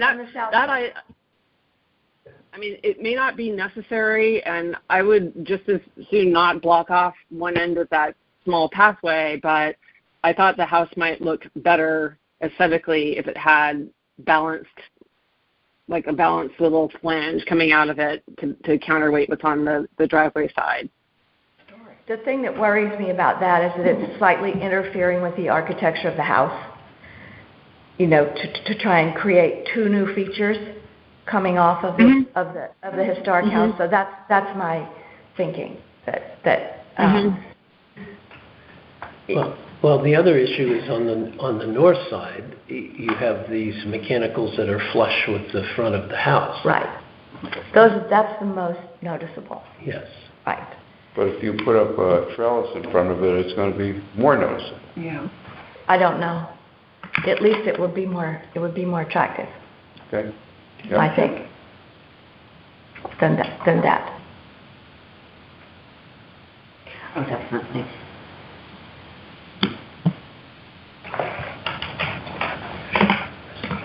Yeah. Liz, did you receive the photographs? I think we had some photographs. I think Martha might have emailed them to you. You mean this morning? No. Yes, they were the ones with the green and white screening on the house. Oh, yeah. Yep. Yeah, I did get those. I thought that looked nice. That's what you're proposing? I'm not talking about the green lattice, but just that design? Yeah, very similar to that. So it's a coherent three-sided box that looks attractive and stable and doesn't look rickety or jury-rigged. And, if you know Andy King's work, you know that he does everything to a very high standard. I'm not currently proposing to paint anything because we're also going to have the exterior of the house painted later this year, and I'm staying neutral on colors right now. One thing we could do is, we could approve part of it and hold off on the south side units until we see them. And hold off on this? Well, it has to be one. So we have to consider this as one piece, one adornment of a historic house, or have to consider it together. I don't think we should do that piece. We've already approved the roof. That's good. Yep.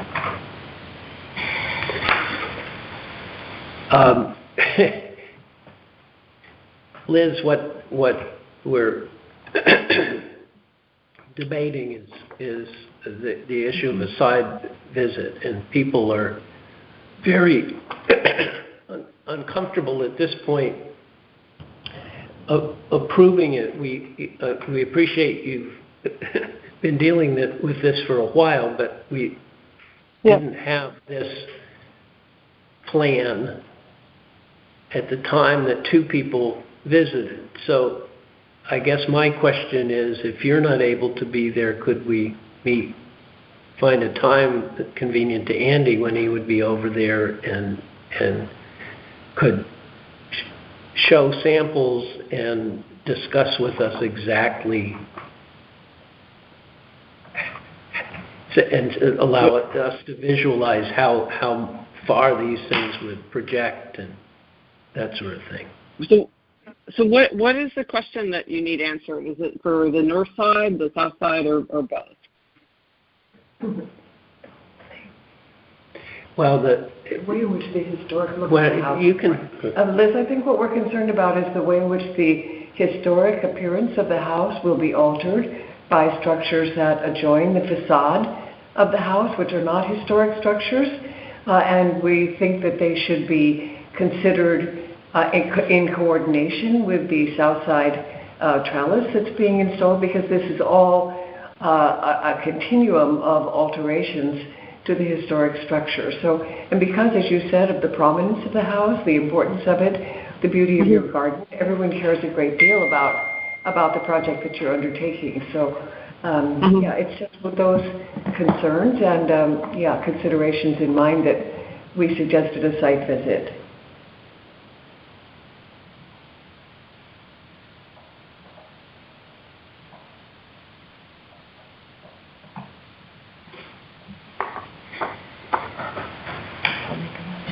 It would help me a lot if you could be a little bit more specific about exactly what questions need to be answered. I mean, is it a sketch? Is it a drawing? Is it, you have the specific materials. I sent some screenshots from Rings End website. Natural wood, it's cedar, it's high quality. Right. You have the cut sheets, which are great and helpful, and the cedar and the cedar post. That's what we're aiming for. But normally we like to have a schematic of the whole project, of what a finished product is going to look like. Is there any way that your carpenter could do something so that we can visualize exactly what, because, we can sort of get an idea of what the three-sided box is going to look like? That's great, but when you say the other piece for item number 3, I'm not sure what that's going to look like.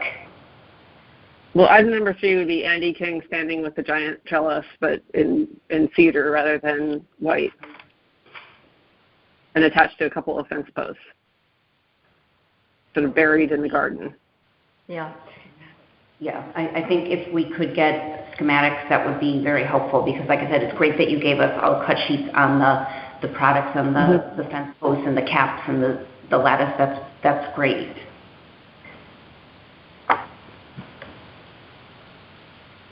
Maybe one more shot at this, so that we're all on the same page and happy, because our concern, of course, is your beautiful house, and especially with such a historic building, we try especially hard. Well, I mean, this house is so chalked up. I mean, whoever lived here in, Mrs. Moore in the 60s and 70s, like there's no front stairway. There's, half the house is modern and half the house is old.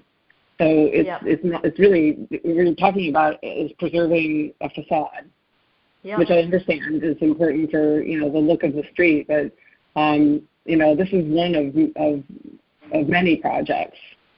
And I just, I feel like I've invested enough time already in this. And, Andy's rate is $60 an hour. And every time I have him come out here or do a drawing, it's $60 an hour. So I would really, really like to find a way to move forward with this. I'm not sure we need Andy back. I mean, in a way, we just want to fully understand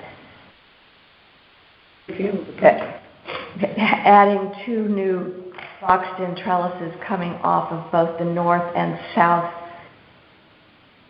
corners of the house seem to be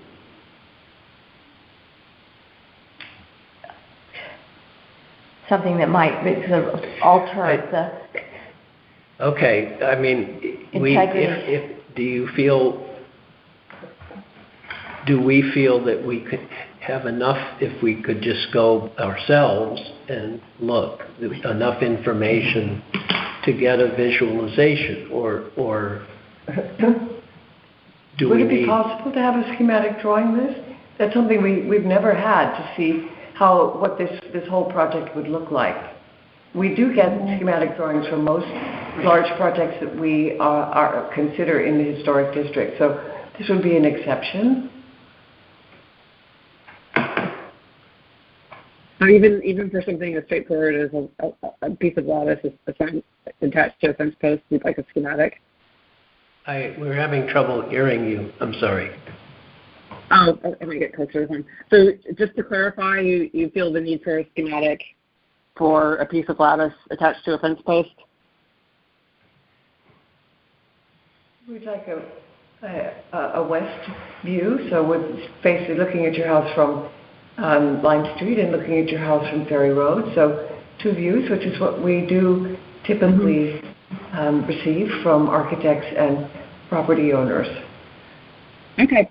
Well, and you also, I mean, you said it would be similar to the photos that Martha sent you. But then you said there would be some differences. So, well, the shape of the mechanical on the north side is taller and skinnier than the nice photograph that Martha sent over, which is more of a complete square. So the box I'm proposing on the north side is a 3-sided box. It's a little bit taller. It's more of a rectangle than a square. Sure, but otherwise it's the same as the picture, except for the dimensions. And the topping, it will have caps on the posts.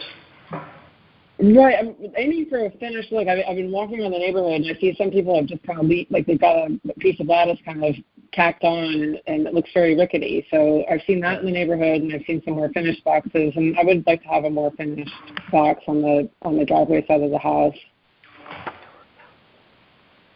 so it looks sturdy and attractive. Can I just interject here? The purpose is to hide these add-ons or whatever, and I just think that an actual lattice boxing them in would look better and more tasteful than having these units exposed as they are right now. And 100%. if that's all she's asking. Well, we're just trying to get a sense of having an expanse of these that effectively expands the front view of the house, Right. How that would look. And I was just trying to confirm that it would look like this sample that she was sent. And I think she has confirmed that it would look like the sample.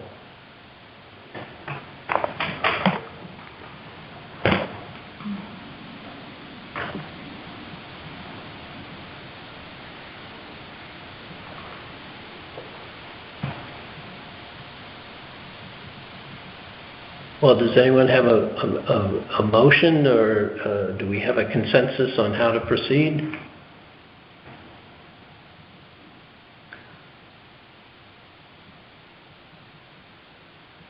The consensus that I feel happened here is that we'd like to have one more visit to the property. But I also understand the homeowners'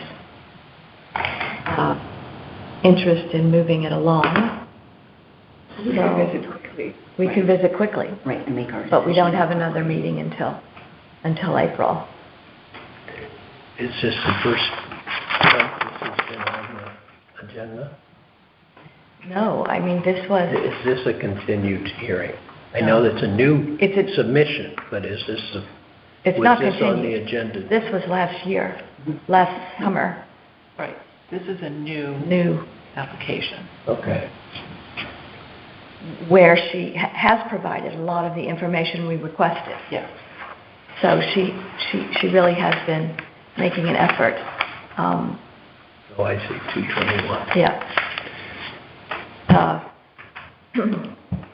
But what's new, it seems to me what's new in this application is what is proposed on the south side.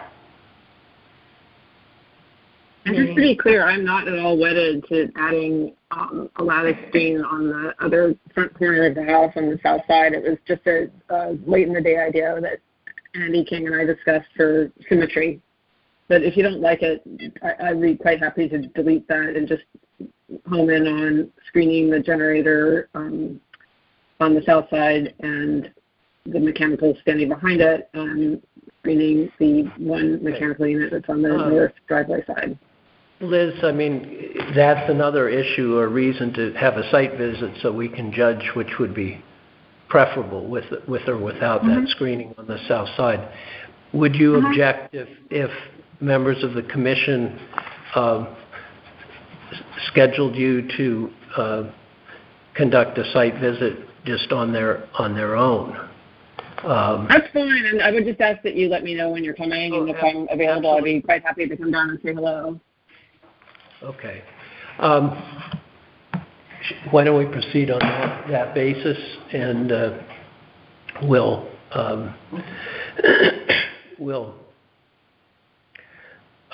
be in touch very soon. Okay.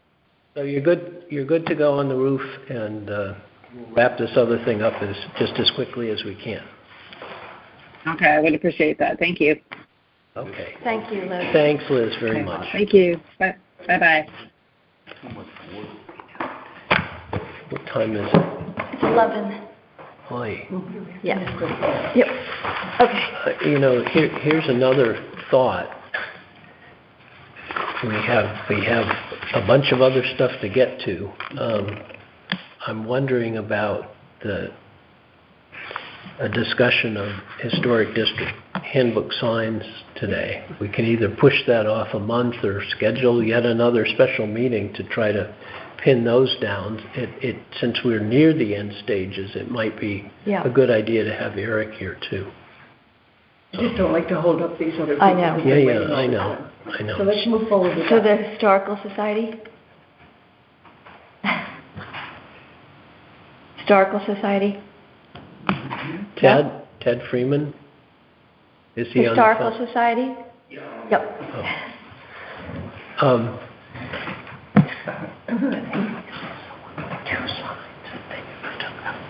No, I think you want to change the cladding, right? The front entryway. We just want to repair it.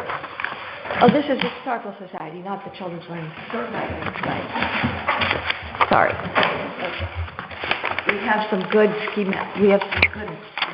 very good drawings on this. Oh, yeah. Yep. You have them? I saw them. Those I saw, but that was the only one I could open. They do. They have the sign. Oh. That's another.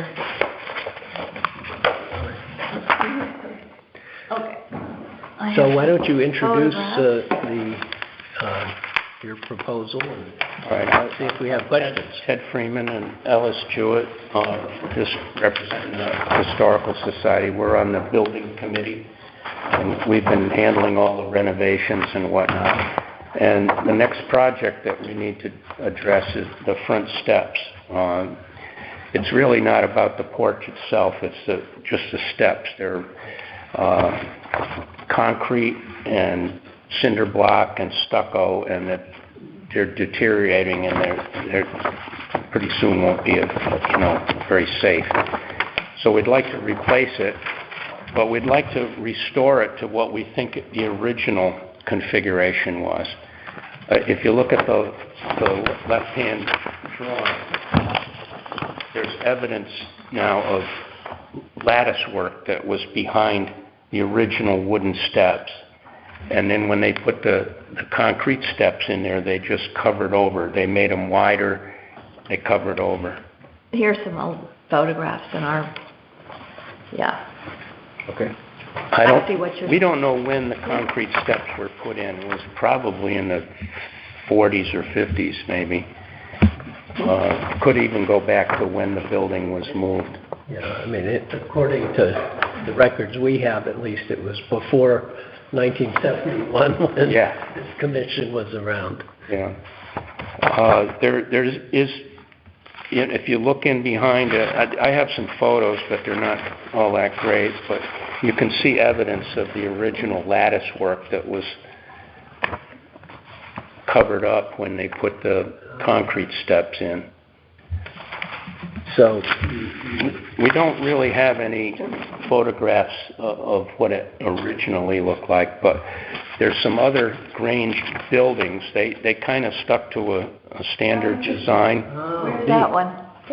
We don't know. Yes. This is on the internet. Vermont or New Hampshire someplace. Oh, so sort of almost like a template. So that's kind of what we'd like to restore it to, is make the stairs a little narrower than what they are. They're about 8 feet wide right now. We'd like to bring them down to about 5 or 6 and have about 18 inches of lattice work on either side with the railings coming in and going back to having wooden steps.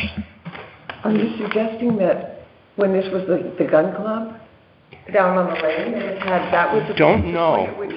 We don't know. All we have is... After it was moved. Yeah. We've been looking for 10 years to find a photograph of the building that was moved, and I don't think anybody had a camera back then. There was that one that was in that book, The Charm of the Place, but I don't have it in my memory bank. There is one with Mabel Harris took, I think. Mabel Harris took it, yeah. But it doesn't really show the steps, but there's evidence that the steps were much narrower to begin with. I mean, you see where the woodwork has been patched in. Yeah, you can see where the fascia board was We'd like to go replaced. back to that if we could.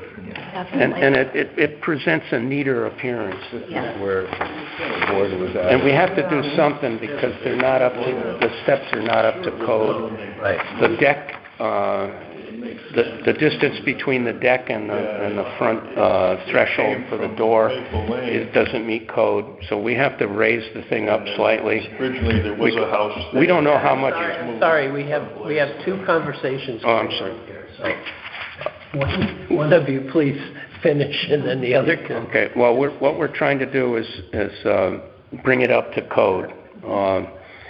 And we don't know how bad the substructure is in there. We don't know if we can save what's there and add to it, or whether we have to replace it or not. But if we do replace it, it'll be like for like. You know, everything it'll look exactly the way it does now. The roof, the columns, everything. It just, the only difference would be narrowing, making the stairs narrowing it, and having a little bit of the lattice work showing on the front.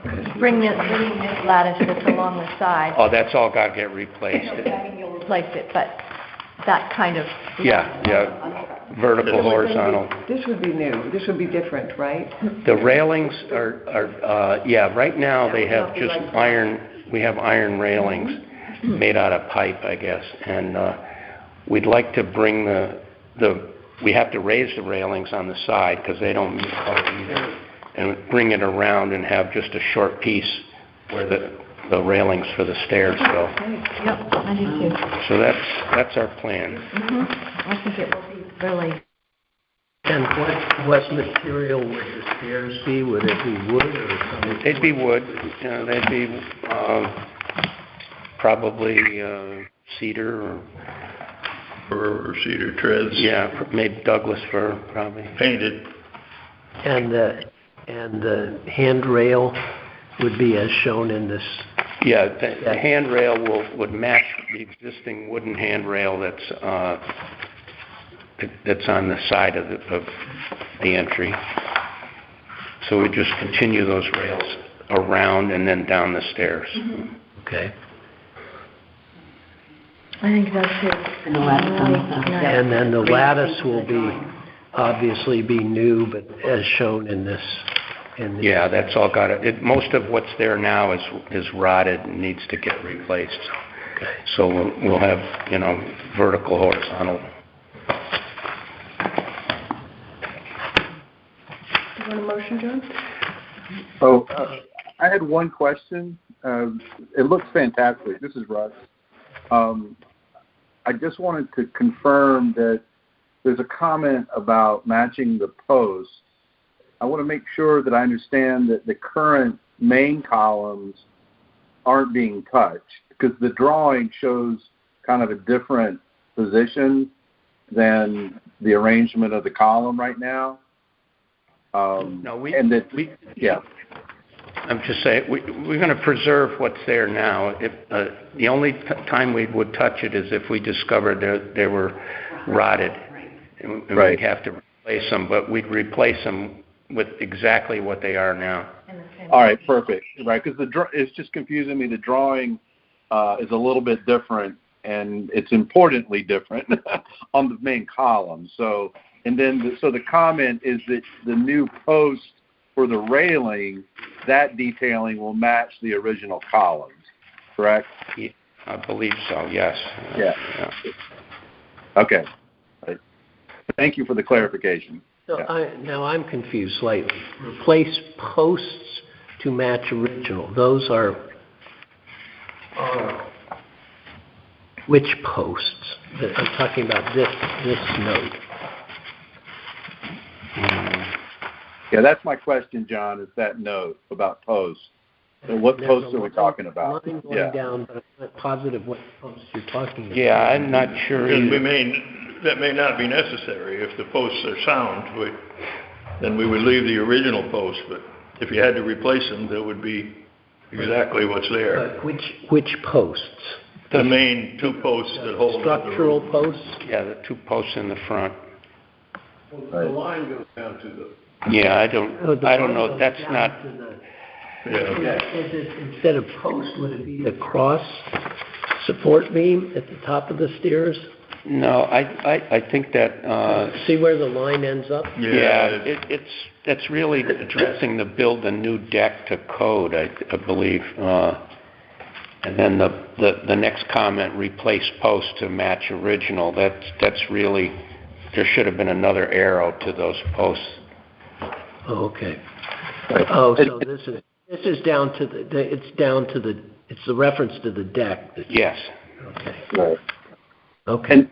And the important point, I'll just be clear on what my concern is. If you look, I'm looking at SK1, the rendering, and the main columns are actually outboard of the lintel that goes across, the beam that goes across, and they should be under that. If you look at the photo, the columns are positioned to support the main beam, and I was concerned that maybe the posts are moving their location or being changed.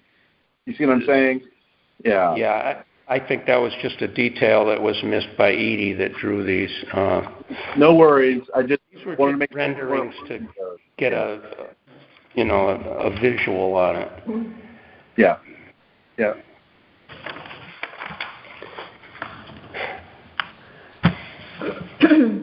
All right.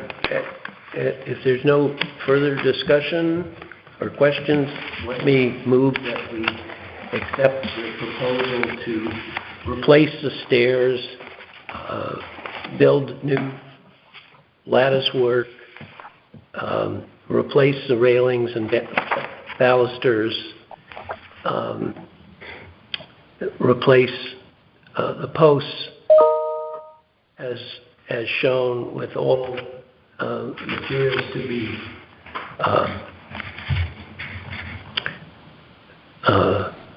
wood and solid wood, and with all as shown in the sketches attached to the build a new deck. All is shown in the sketches attached to the C of A application, with the understanding that the support columns be constructed to support the main cross beam. Right. Does that sound fair? Mm-hmm. Second? Second. Who made the motion? I did. John made the motion, okay. And Carolyn seconded. All in favor? Aye. Aye. Aye. Okay. Motion passes. I must say, thank you. It's not unexpected that the Historical Society would pay a lot of attention to the historical importance of the building, but we appreciate especially the sketches, because that really gives us the opportunity to hone in on what the project would look like. We had on our team, we had an architect, Steve Jonkus, and he sadly passed away last year. And Edie Twining took over the responsibility to try to come up with the drawings for us. But very helpful. They're just mostly artistic at this point. We have this form. Yes. Do you want us to sign that? Yes, you should fill it out. It's all done except for the signature. Right. So the approval signature comes from us. Okay. Let me just review. That's great.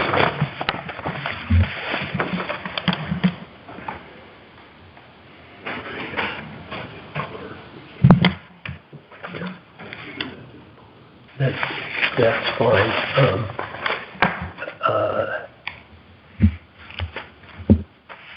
Perhaps you could say all as shown on attached sketches. Okay. Up there, and then Signature of the owner. Yeah, and then just sign it as say on behalf of Old Lyme Historical. Okay. Very good.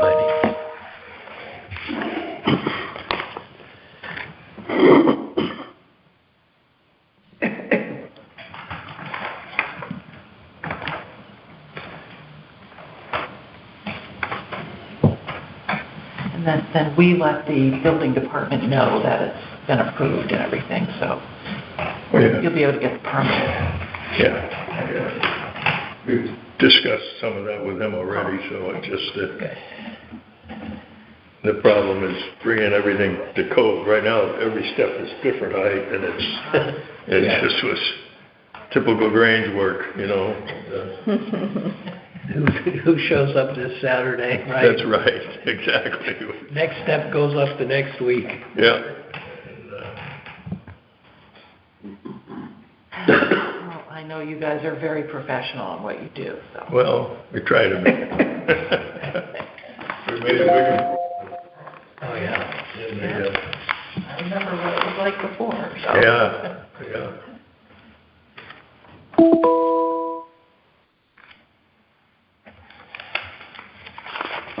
That's it then. I'll give that to you.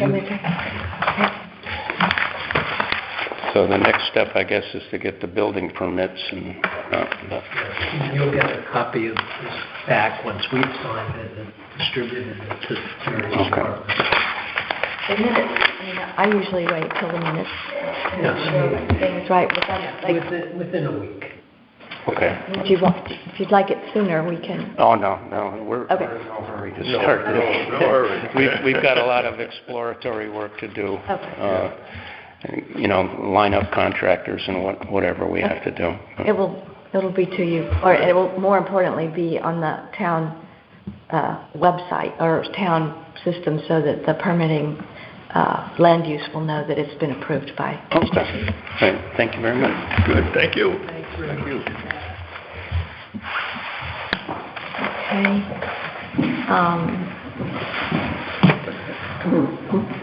Should we have Katie Huffman come up? Is nobody here for the museum? No, I don't see.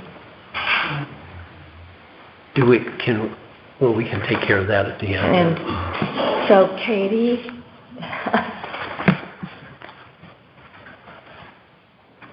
which one is, this is just discussion? Yes, this is just discussion. Roof replacement.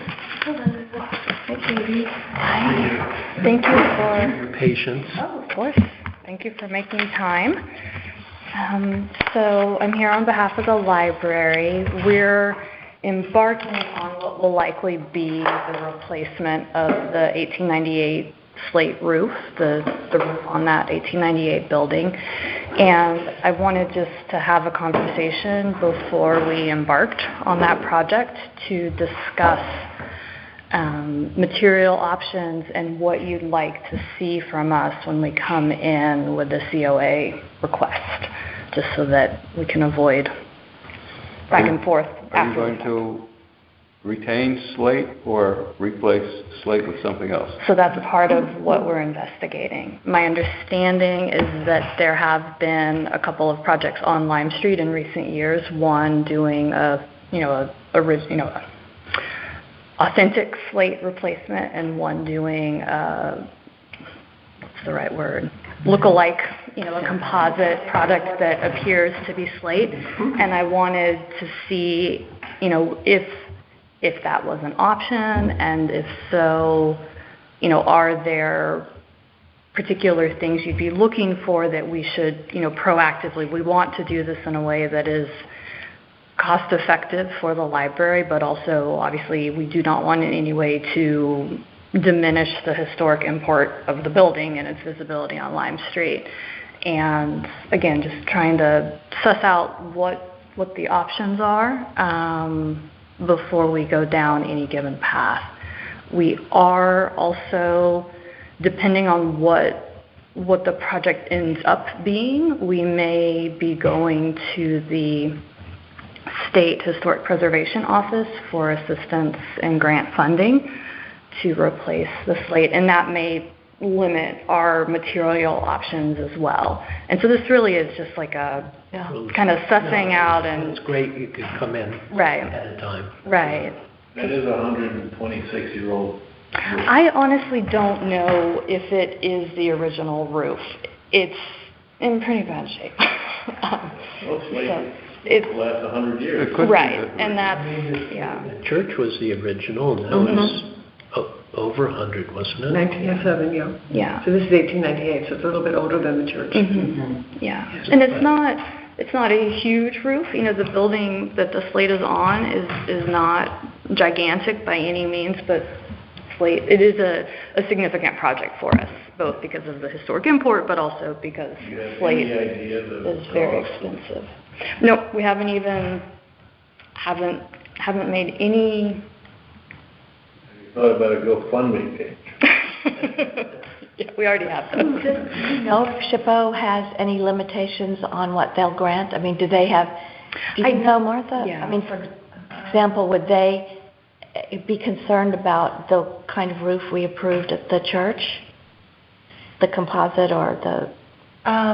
From my experience with them, if they were going to fund something like that for a historic building, they would probably want slate. And that would. So that's worth your right. But that's part of kind of the financial calculus is if we are going with real authentic slate, we absolutely will need that grant support, and that's only going to come in at 50%. And so depending on the cost, if the composite is less than 50% of the slate, we've eliminated, and it's permissible within this, within your jurisdiction, it saves us a significant amount of time and money to not go through that SHPO grant process. But also not wanting to go down the path of getting quotes and pricing for a composite if that's dead in the water. And so just trying to understand what our options are before we commit to investigation. Let me try briefly to summarize our recent past practice. We enthusiastically supported the real slate roof down at 106 Lime Street. The church, as you've noted, we ended up approving a composite. That was after a lot of discussion, a split vote on the committee. Okay. It was not unanimous. Part of the discussion concerned how high up that roof was, and therefore how, it would be seen as much as a one or two-story building, let's say. So take away from that, I guess, that we have a preference for real slate. Is that a fair statement? If feasible, we're also not immune to the reality that businesses, nonprofits, individuals faced concerning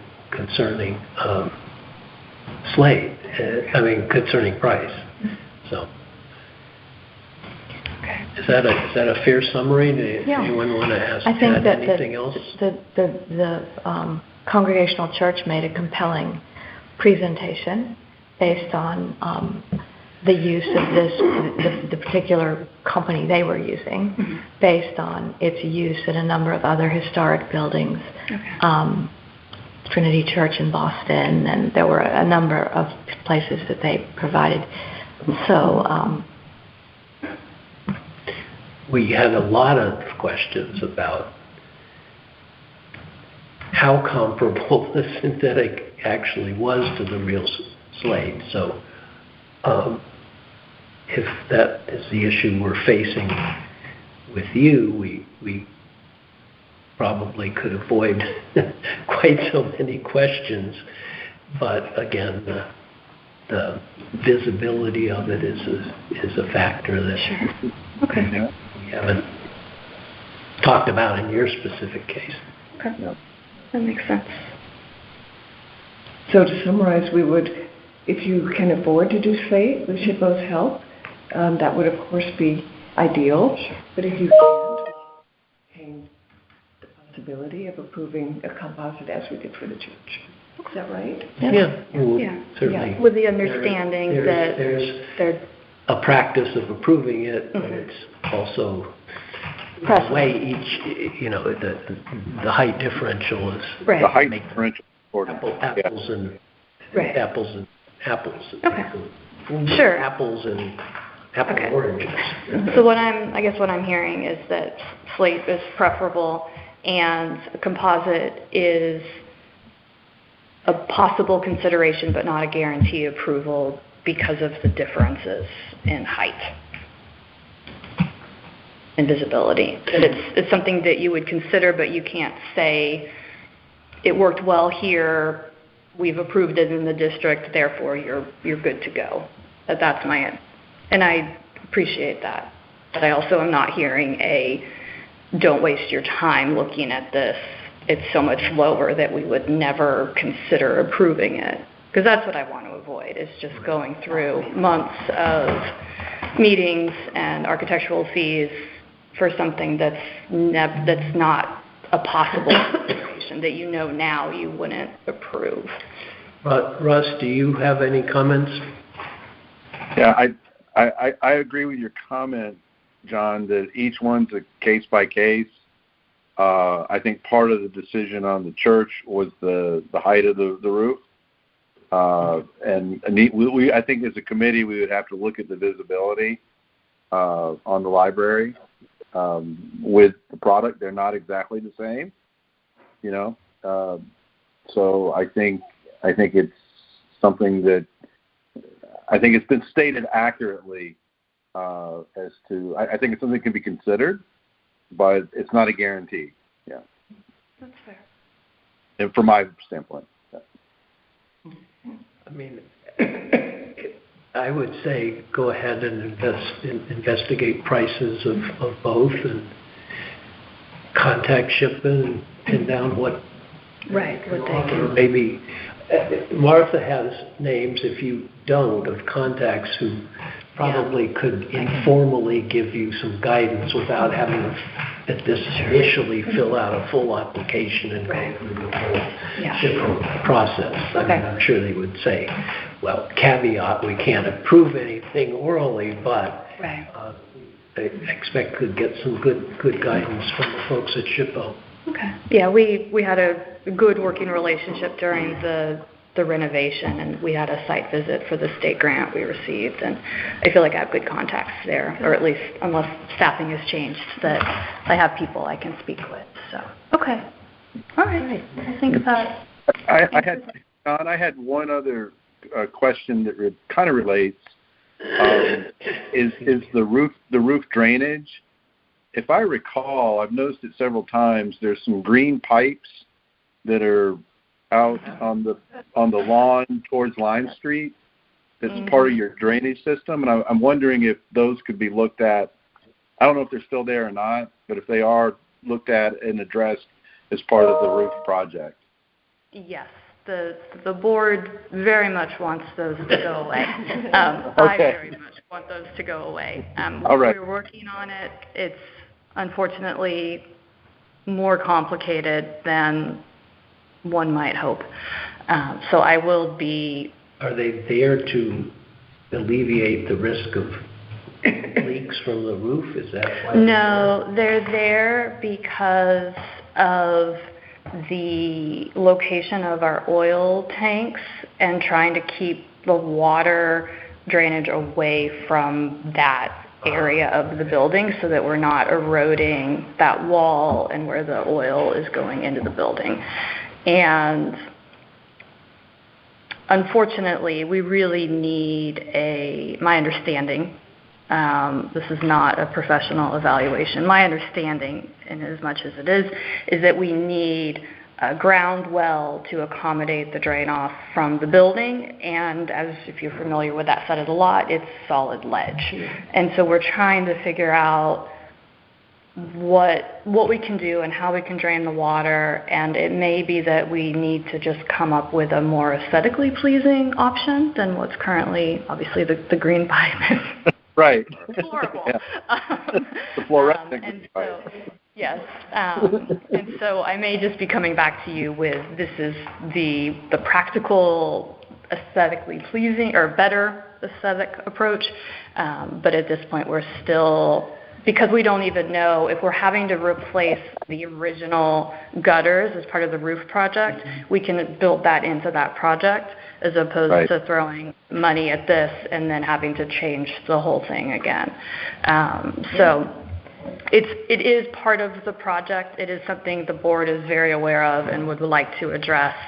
And I guess we appreciate your patience as we search for a long-term remedy. What's your anticipated timeline on the roof replacement?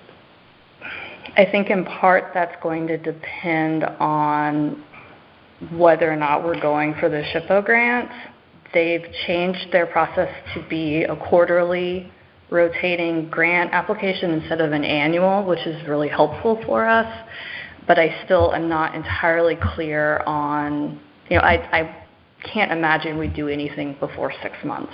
It's probably at minimum a 6-month lead up to understanding our options, coming back before you, if we're applying for that SHPO grant, getting the money in place, finding the matching funds. It's an undertaking. Well, if you find out more information and want to have another kind of informal chat before the formal approval process, we certainly think that's wonderful. Welcome that. Okay. Thank you. Great. So thank you for taking the time to come in and discuss. I want to make sure that when I come, I have what you need, and okay. Good. Thank you all very much. Children's Learning Center.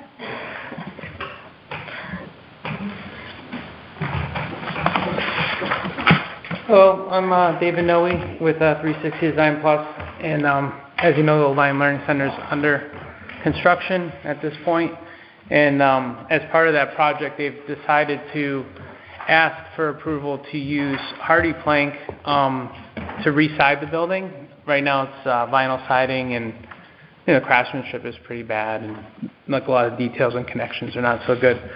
So as part of this, they're asking to do hardy plank siding in white to match the existing, and then PVC trim, which would be like an AZAC trim in white as well to match the existing, but also have the longevity of PVC.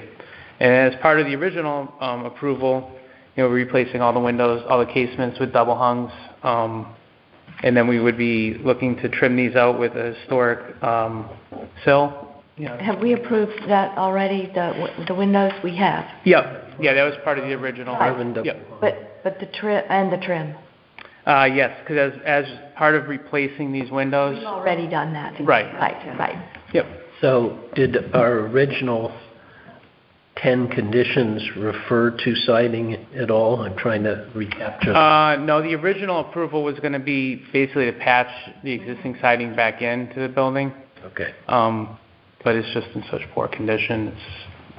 We feel it's the right thing to do. And describe for us, please, what Hardywood is?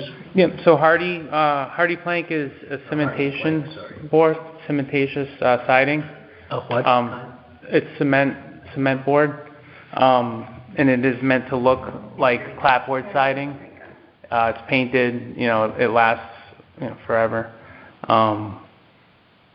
And it's more economical than like a clear cedar siding. Really? You're familiar with it, and I think Roger Torrey is using it on. They use it. It's very common use now versus cedar. Right. Or something like that. But it's a cementitious board. It looks just like it. You can paint it. It's very durable. It's a good. So how does it compare to AZEK? AZEK is going to be used also. They're going to be using AZEK for the trim. Yeah, so AZEK typically isn't used for the siding portion, just because it is all plastic and doesn't let the building breathe at all. Doesn't that also have the texture of the grain of the... Yes, it does. Yeah. The Hardy plank you're talking about. You don't have samples. Yeah. I don't. John, the Hardy plank is an excellent solution versus wood. We've used that on some personal houses, and it looks like wood at the end of the day, and it's cement, so it never rots. In broad strokes, we don't like plastic and we don't like vinyl, so an upgrade from the existing is good, and we have quite a while ago moved away from any insistence on historic structure's got to be wood, so I think it's sounding to be a good solution. Did you submit a COFA? No. We did. With the original. Oh, it's in addition to the original. Yes. Okay. And Hardy plank, I believe, is on this building. When they redid this building, they put Hardy plank on. Mm-hmm. Yeah. So it was a while ago, but so how would... So where did they put it on? it's on the side. It's a clapboard. It's a siding. Oh. Yeah. So it's not vinyl on there now. I think she means the town hall. Town hall building. Oh, the town. Oh, sorry. Yeah. So what's the status of this? This is dated July of last year. Yes. So that's basically still open, and they've started the project. Okay. So it's not finished. So the new siding should be just a revision of that. Yeah, but it says here, if substitutions or changes from what the HDC has approved, if substitutions or changes are desired, a new updated C of A application must be submitted. I have some right here. Right at the bottom of the second page. Yeah. So we do need another form. Okay. You don't know. It can't be an addendum to the existing C of A? No.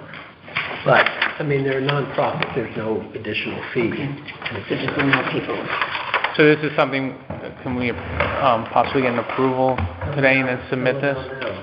Okay. It's pretty straightforward. Okay.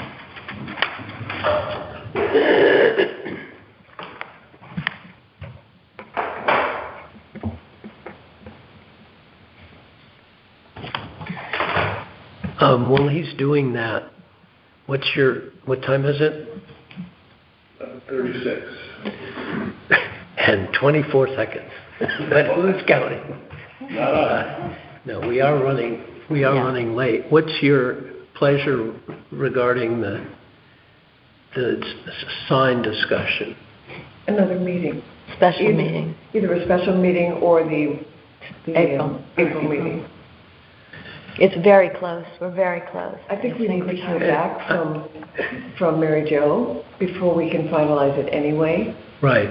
So that would, that we couldn't finish it this week. Well, and I would like to, well, at the tail end, it might be good to bring Eric back. He's responded in writing in detail to an earlier draft.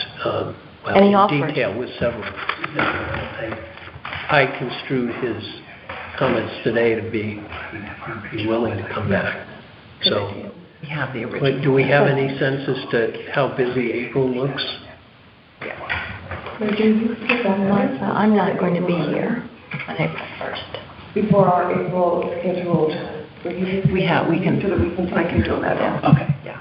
Let me just read this part real quick. I have to check on the data.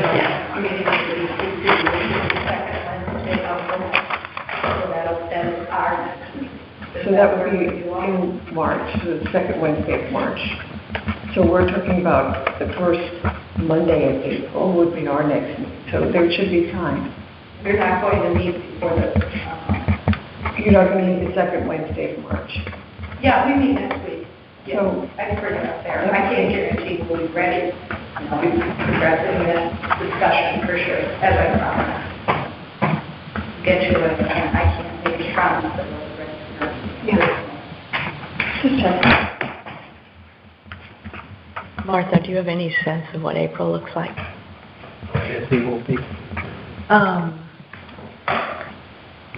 Not yet. Yeah, it's early. I haven't heard, there's nothing that I know of that's coming up. Fowler, we have to finish Fowler. 6 Lime Street. And the ice cream. And the museum. And the that museum. should be quick. And the new owners of the ice cream shop. I'm anticipating are going to come back, but they just didn't know the process. Yeah. Oh, but these other things have been done. They got everything in there. Just fill in the mailing address for children. Sorry for my chicken scratch. There's our elections for new officers. So that's my hesitation. I don't know if there'll be time to bring up all of this. Could you try it? Yeah, I don't even know how to chair, so I mean, there's all. Thank you. Yeah.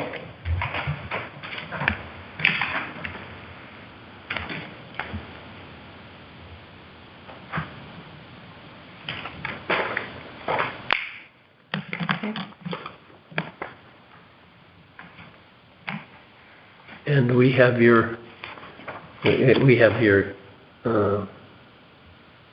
well, we know Skip Broom's contact information. For this? I don't think that I think they'll have to just make the building department aware of it, but I don't think that they'll add a different permit. Timing's all right. Yes. We don't get this back until next week, that's all right. Yeah, that's perfect. Yep. Okay. Yep. So, we haven't voted on this yet.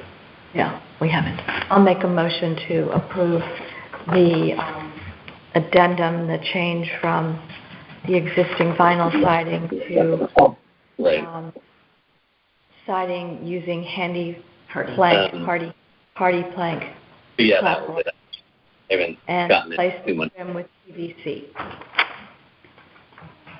Okay. A second. All in favor? Aye. Aye. Okay, motion passes. Thank you very much. Appreciate it. You guys have a good one. Again, appreciate the detail in your plans. Thank you. Also appreciate the neatness of your project. Every time I drive by, I think how nice it is you put up that. Yeah, I'm the architect with Skips. They're good. They're definitely. It's really nice. Thank you very much. Thank you. Appreciate your time.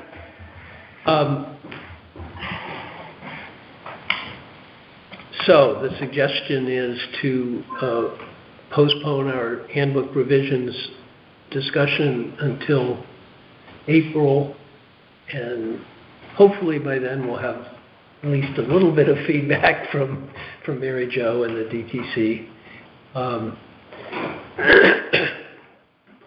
Under new and ongoing business, I just had one note that I thought of that we hadn't discussed, which is simply on the railway project. There's no update beyond what's been in the paper. We have not received a reply to our fairly extensive set of questions. But I gather from the newspaper reporting that they're just now gearing up. They've hired a NEC coordinator, and so they're just gearing up. But if we haven't heard back from them, I would say within another couple of months, I think it's appropriate to send a follow-up. Requesting acknowledgement. Yeah. I see that. I think at Stonington, they're really gearing up to... Yes. And Charlestown. Charlestown. Good. I have one piece of new business unrelated to the railroad, so. Yeah, that's all I wanted to say. That is that the planning, which probably will possibly and hopefully will be town-wide for the 250th anniversary of commemoration for the United States, which is in 2026, has already started.